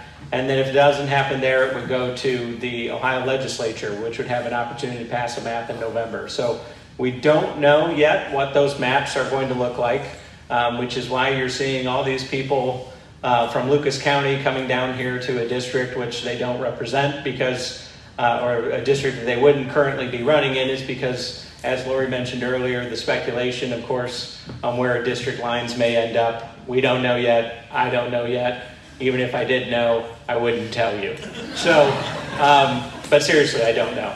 But I'm being a little limited in what I can say because, whatever I say could possibly be published later on in efforts where they try to sue the state of Ohio for whatever it is that we try to do. But nevertheless, stay tuned. Please, please, please be involved. Let your voices be heard. Even come down to Columbus and testify if you so choose. And please participate in the process. And thank you so much. And one last thing I would like to do before I leave the stage. Tony Schrader already gave her a shout out. My colleague, Christina Rogner, stand up again.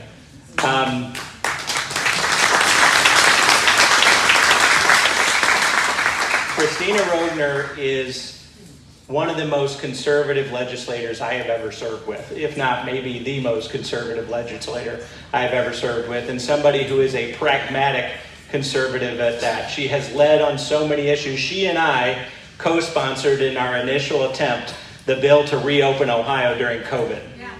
And she was one of the leading voices on that.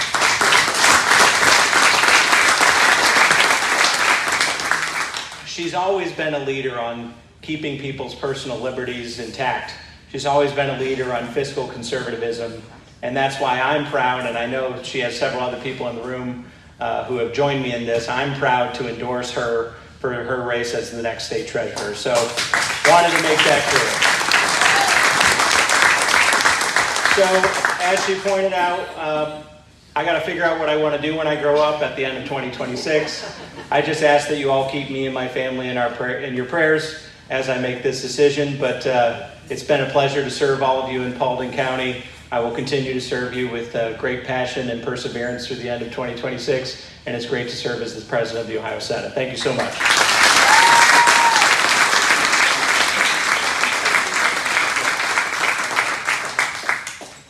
All right, we're doing a little switcheroo with the program, and I'm asking Bob to go next. Bob Latta, I have known him forever. I call him on the, I guess I call everybody. But I do call Bob when there's national things that I'm concerned about. He always returns my calls, always talks to me. He's just a good guy. Thank you so much, Bob.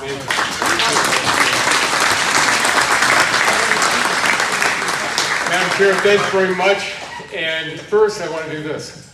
I want to thank everybody in this room for allowing me to do this job. It's the best job in the world. Because not only do you do your job in Washington, you do it back here in the district. Paulding County has been part of the 5th District probably for well over 100 plus years. I've been coming here my entire life. My mom and dad's, two of their best friends, lived about 4 miles as the crow flies from here. And Dad always, back in the days when we used to have pheasants in Paulding County, this is where I always came, and on opening day. And I got my first rabbit here when I was 9, and I got my first pheasant here. But Paulding's always been like home. But let me just real briefly, because again, I know the hour's getting late and we're standing between you and the door. But a couple of things are really important. Number one, don't think that everything's going to be great in 2026. We need to have everybody in this room doubling their efforts. Because right now in the United States House of Representatives, because we have some vacancies, that number is 219 Republicans to 213 Democrats. If we have a couple of Republicans not show up or take a walk on us, we can't get anything done. And this is important. Because also what happened back on September the 19th, when in the House of Representatives, the Republicans did their job and passed the continuing resolution to keep this government open. We saw the Democrats, all but one, vote the other way. That bill went over to the Senate, and Chuck Schumer did what?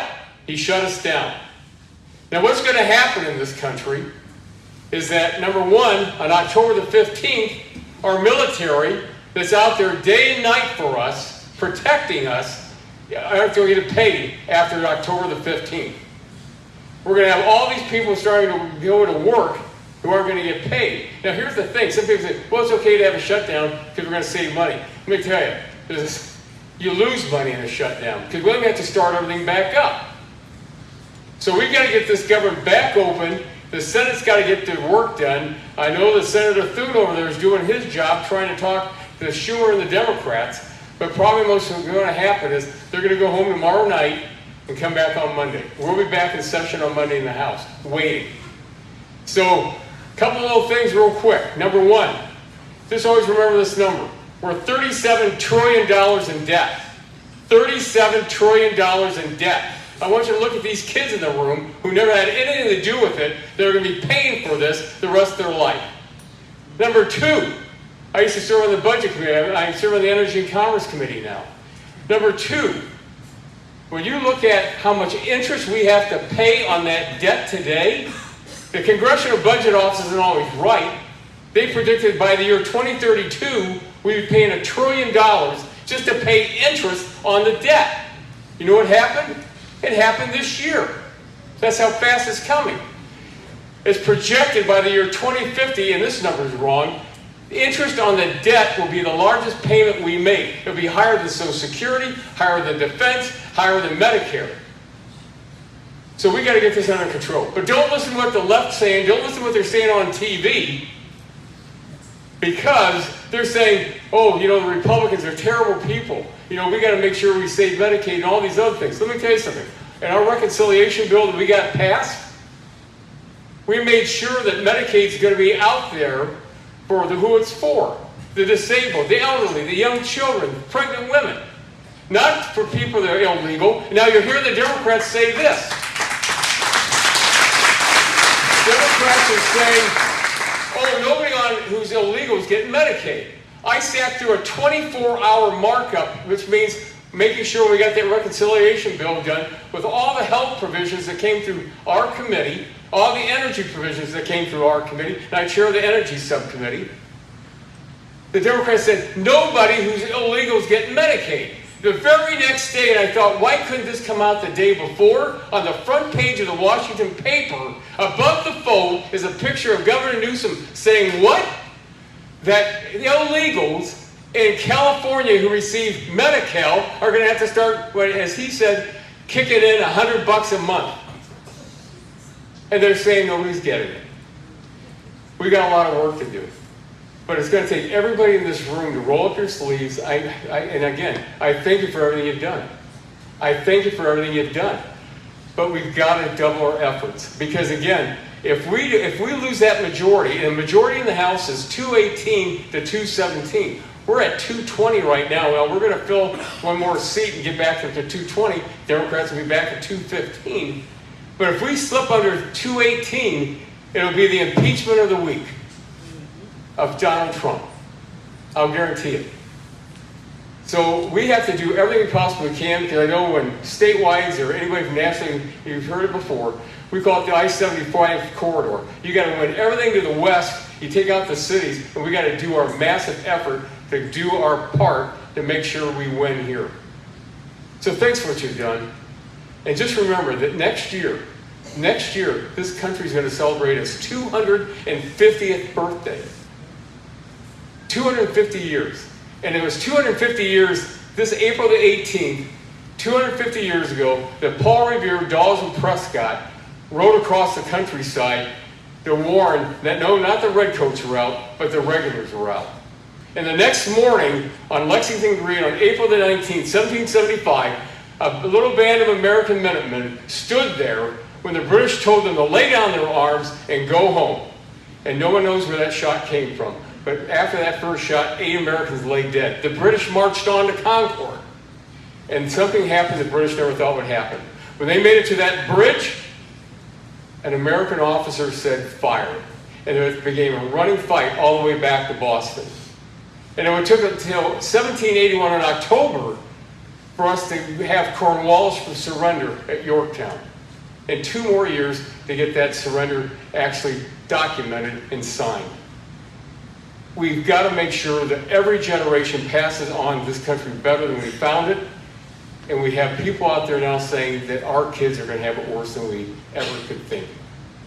So people, we've got our work cut out for us. Thank you so much for being here tonight. Thank you for what you've done for this country, and thank you for what you're going to do.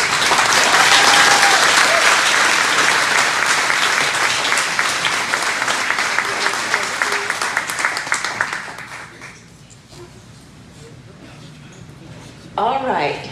I'm going to do a few, thank yous, because I know after the last speaker, everybody is going to rush for that door, okay? And I won't get to thank the people that were behind the scenes that you don't know about. So I want the girls to stand up.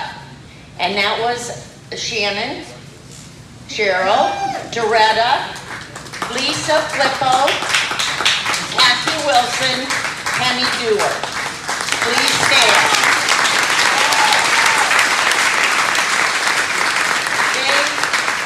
They had my back on everything.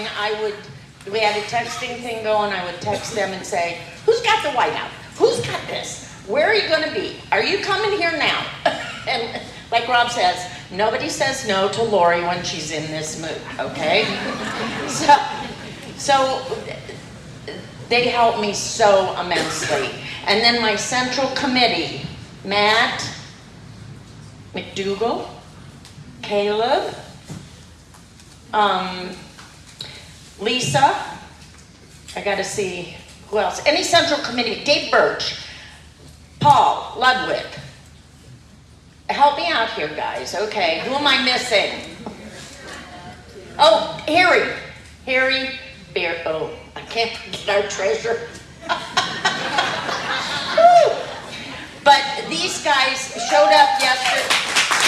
Thank you.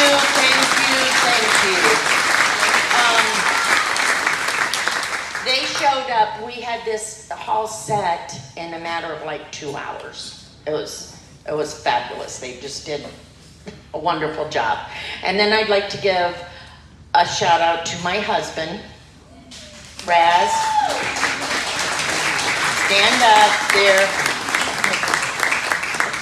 He has put up with so much. I would wake up at 3 o'clock in the morning crying like a baby, not sleeping like a baby, crying like a baby. So he'd say, go to sleep, Lori. I said, I can't. My brain's running. I can't. So thank you, and thank you all. This is beyond my wildest imaginations. We kept saying, do you think we can get 300? I said, 250? Maybe 300. Then we call Bryce and say, send me an extra 100 tickets over the 250. And we sold like over 225 or 325. So, great job. Mark Bennett. Where's Mark? Mark Bennett. Thank you. He sold 4 tables. So, yeah. So thank you. Thank you all. It's been marvelous. Now, Josh. I met Josh in Oregon 3 years ago. Lynn Gibbs had a thing going, and she said, Lori, you got to come to this. You got to hear this guy. So I went up and I heard him, and I said, you need to come to Paulding County and speak. I couldn't get him. He had something else going, blah, blah. So I got him this year and I said, just give a speech like you gave in Oregon. It was marvelous. I loved it. So he's going to do it. I'll let you.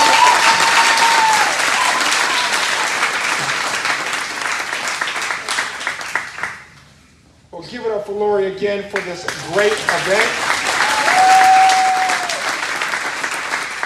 I want to thank you guys for the opportunity to come and speak to you tonight. I can't tell if you guys are clapping for me or because she said I'm the last speaker. I can't tell yet. I'm going to take it as you're clapping for me, but I want to say some special thank yous. I want to say thank yous to a couple of my legislators that are here, Representative Angie King and Roy Klopfenstein.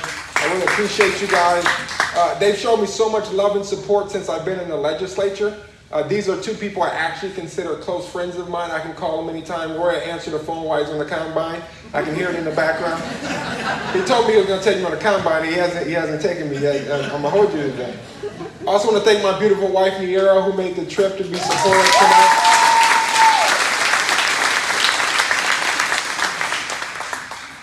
So I'm State Representative Josh Williams. I serve in my second term in the House. I'm in my first term in leadership. I serve as Majority Whip in the Ohio House of Representatives. And I'm the candidate that is actually going to retire Marcy Kaptur in the Ohio House of Representatives. And I'll tell you just why, okay? We started out our campaign June 23rd, and we opened with a tremendous amount of momentum. We have over 60 endorsements right now. The majority of the members of the House of Representatives that serve with me have endorsed my race, including my colleagues Angie King and Roy Klopfenstein. I even got Gabe over there that endorsed my race in his capacity. And Gabe, I really appreciate what you're doing. You're keeping Charlie's legacy alive. It was tragic watching that. And what I know is that he is a true martyr for us. And I tell people, Charlie Kirk did not get assassinated because of his political views. He didn't get assassinated because he was Republican or conservative. He got assassinated because he was an effective Christian.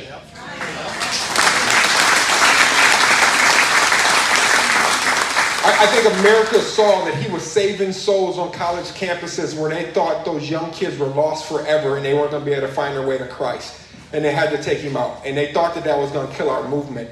And trust me, my wife was really scared when I showed her the videos of that because I've had my own life threatened. I've had individuals being prosecuted for sending white powder to my office. And my wife was scared for my life and asked me what I was going to do. And I told her, we can't let them dissuade us. We can't show them that that type of violence is going to make us run and cower. It has to embolden us, and that's why today, not only myself, but Jim Hoops, we sponsored a youth table today for our young kids to come so you can see that we have a future here in Ohio.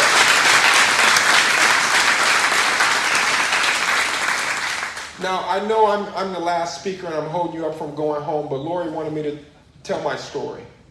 Because I never envisioned that I would be standing in front of you today as a Republican candidate for Congress that was actually going to retire Marcy Kaptur. You know, she's been serving in Congress longer than I've been alive. But look, I'm not a career politician. I was born in Toledo, Ohio. At the time of my birth, my dad was 68, my mom was 26. My dad was born in 1915 in Tunica, Mississippi in the Jim Crow South. He moved to Ohio for a better life. And at the age of 5, my dad passed away from cancer and I was left to be raised by a single mother. We struggled. I didn't have the opportunity to dream of a better tomorrow because we were struggling just to get through the obstacles of today. But my mom did a good job raising me. But I dropped out of high school at the age of 18 when I became homeless. I slept on park benches for about 6 months. I bounced from friend's couch to friend's couch looking for a warm meal. I had given up. I was down.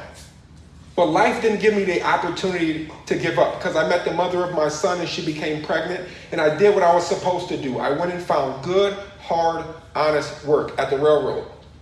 And right when I thought there was brightness at the end of a tunnel filled with so many obstacles for me, at the age of 21, I fell 30 feet off the side of a rail car and destroyed my spine. I fought through that injury for over 2 years. But at the age of 23, after working a 12-hour shift at Ann Arbor Railroad next to the Jeep plant, I came home and I took a nap. And I woke up to my kids running around, and I couldn't feel my legs. The emergency squad rushed me to Toledo Hospital, and the doctors came in and told me something you never want to hear. They said, if you don't have emergency back surgery, you may never walk again. At the age of 23, I became fully disabled. 2 weeks before Christmas. 3 kids at home and a wife. I stood in the Salvation Army line getting footballs and Barbies for my kids because I didn't have the money to get them any Christmas gifts that year. That was humbling to me as a father and as a husband. I didn't know what was next for me. Over the next 6 months, I went through 2 emergency back surgeries. They didn't work. I laid in bed for 6 consecutive years. I grew to 450 pounds at my heaviest. I reached a pit of despair that you'll never imagine. Doctors told me after my first 2 surgeries, you'll never walk again without a cane or a walker. Here's a handful of pain pills. Go home and learn how to live in your life of misery. And I gave up. I sent my wife and my kids off, and I planned my demise. I sat on the edge of my bed with my gun, and I was ready to end it all. My 3-year-old son, who I hadn't picked up in over 2 years, walked in the room and said, "Daddy, I'm hungry." And I held my kid and I put my gun away, and I cried like a baby. And I apologized to my Lord and Savior for even considering doing the unforgivable. But I made a covenant with him that day. I said, if you show me the way out, I will put in the hard work to dig myself out of this bed and dig my family out of poverty. And oh my God, did he start working miracles in my life that day.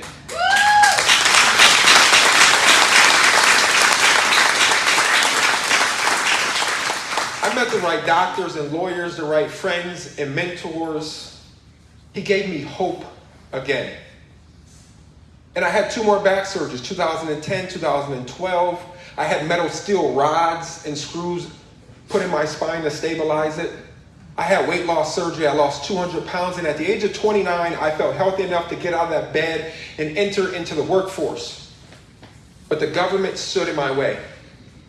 They told me that when I asked to go to college at the age of 29, that if I enrolled, they would cut me off of my disability and leave my family homeless. Think about that. I didn't have any control over the circumstances of my birth. I had no blame in being injured that day at work. I looked at myself as a victim of my circumstances for long enough. But see, the government and the Democrat Party, they wanted me to remain a victim. They wanted me to rely on them, to live in perpetual poverty. And I said, enough is enough. In that deepest, darkest moment, I had a choice. I could either rely on government for the rest of my life, or I could rely on my faith in God and overcome these obstacles.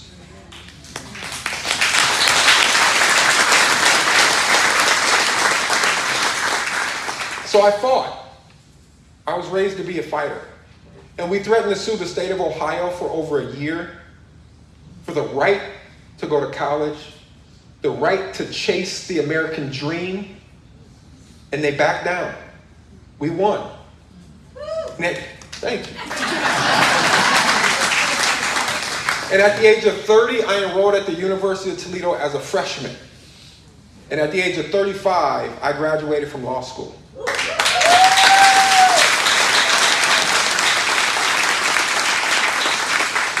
I earned my associates and bachelor's with honors. I graduated magna cum laude. I earned a full scholarship to UT Law. I graduated from UT Law a semester early. I became a college professor where I taught constitutional law at Adrian College in the state up north for 5 years. I became a practicing attorney. I ran and became a state representative and now serve as a member of leadership in the Ohio House. And I only did that through God's grace and mercy in my life.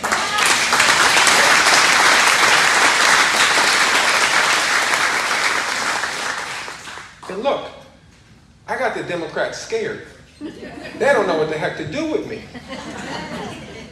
My life story is not supposed to exist anymore in the inner city of Toledo. They believe they own my journey.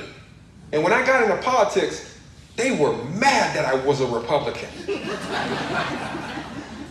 They want ownership over my struggle, but they also want ownership over my journey. And I'm proud to say this, but I escaped the mental plantation of the Democrat Party. I've never been a Democrat.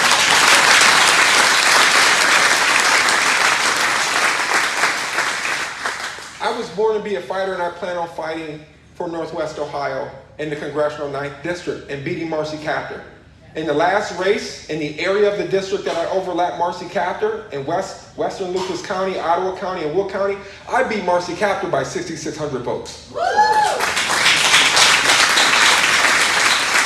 In an area where she normally picks up her vote count so she can whitewash areas like Paulding County, Williams County, we beat her, and she's scared. But we have a lot to do when we get to DC. The first thing, we have to attack this woke DEI BS that we have pushing in our schools.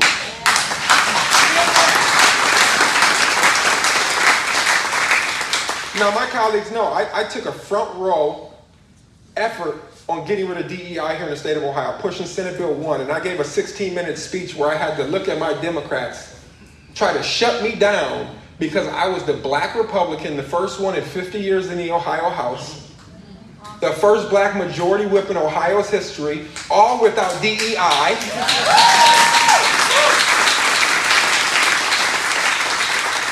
I got there based off my merits and my hard work, and when I stood on that floor and articulated the points destroying DEI in our schools, they hated my guts.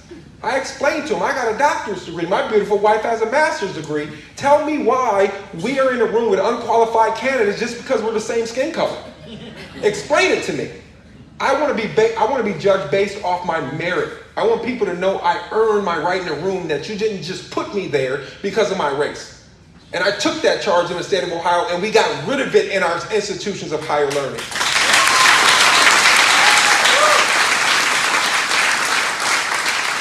Look, our communities have to be safe. We saw the Biden administration allow millions of illegal immigrants, criminal aliens released out of prisons in their home countries flood across the border. Well, I introduced a lot of legislation to make sure that they go home in the House. And we're gonna continue that fight in Congress. I can't believe that Bob is having to sit there while the Democrats try to argue for health care for illegal immigrants. When I got seniors that can't afford their own prescription costs, at the pharmacy. I got seniors being put out of their house because their property taxes went up so high. I'm sorry, but American tax dollars need to be spent on Americans first.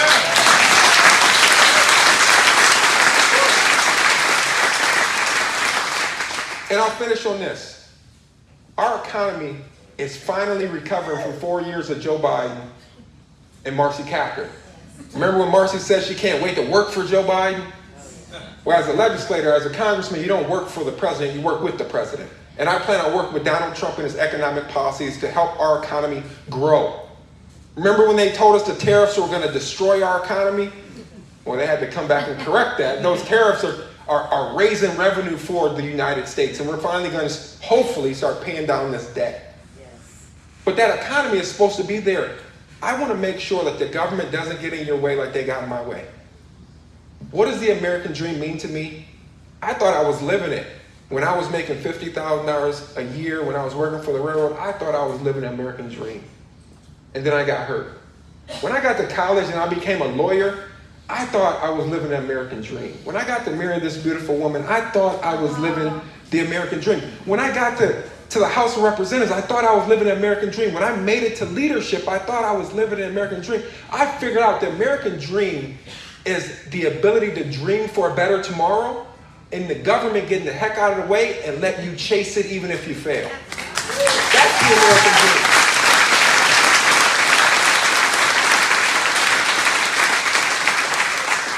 Look, we can't be punished for being successful. You put in the hard work, you earn an honest day's wage. I don't expect the government to be in your pocket. That's why we've dropped the income tax here in the state of Ohio under Senate President McColley's leadership. That's why we've been trying to fix property taxes. And finally, we're going to see the Republican Party stay in power for a long time coming because the Democrats have lost their minds. So look, I thank you guys for being here. I thank you guys for being patient during my speech. I wanted to make sure I did what Lori asked and told my backstory. And, you know, I'm going to be the next congressman from the Ohio Congressional Ninth.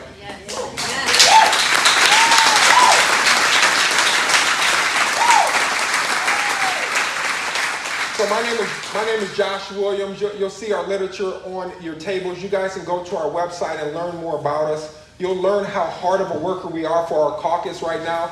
I'm the #1 ranked Republican in the House with 54 pieces of legislation pending out of my office right now. That's the most legislation any legislator has introduced in this short period of time. We're a workhorse, and we're going to work hard for you in Congress. Thank you, guys. Have a great night.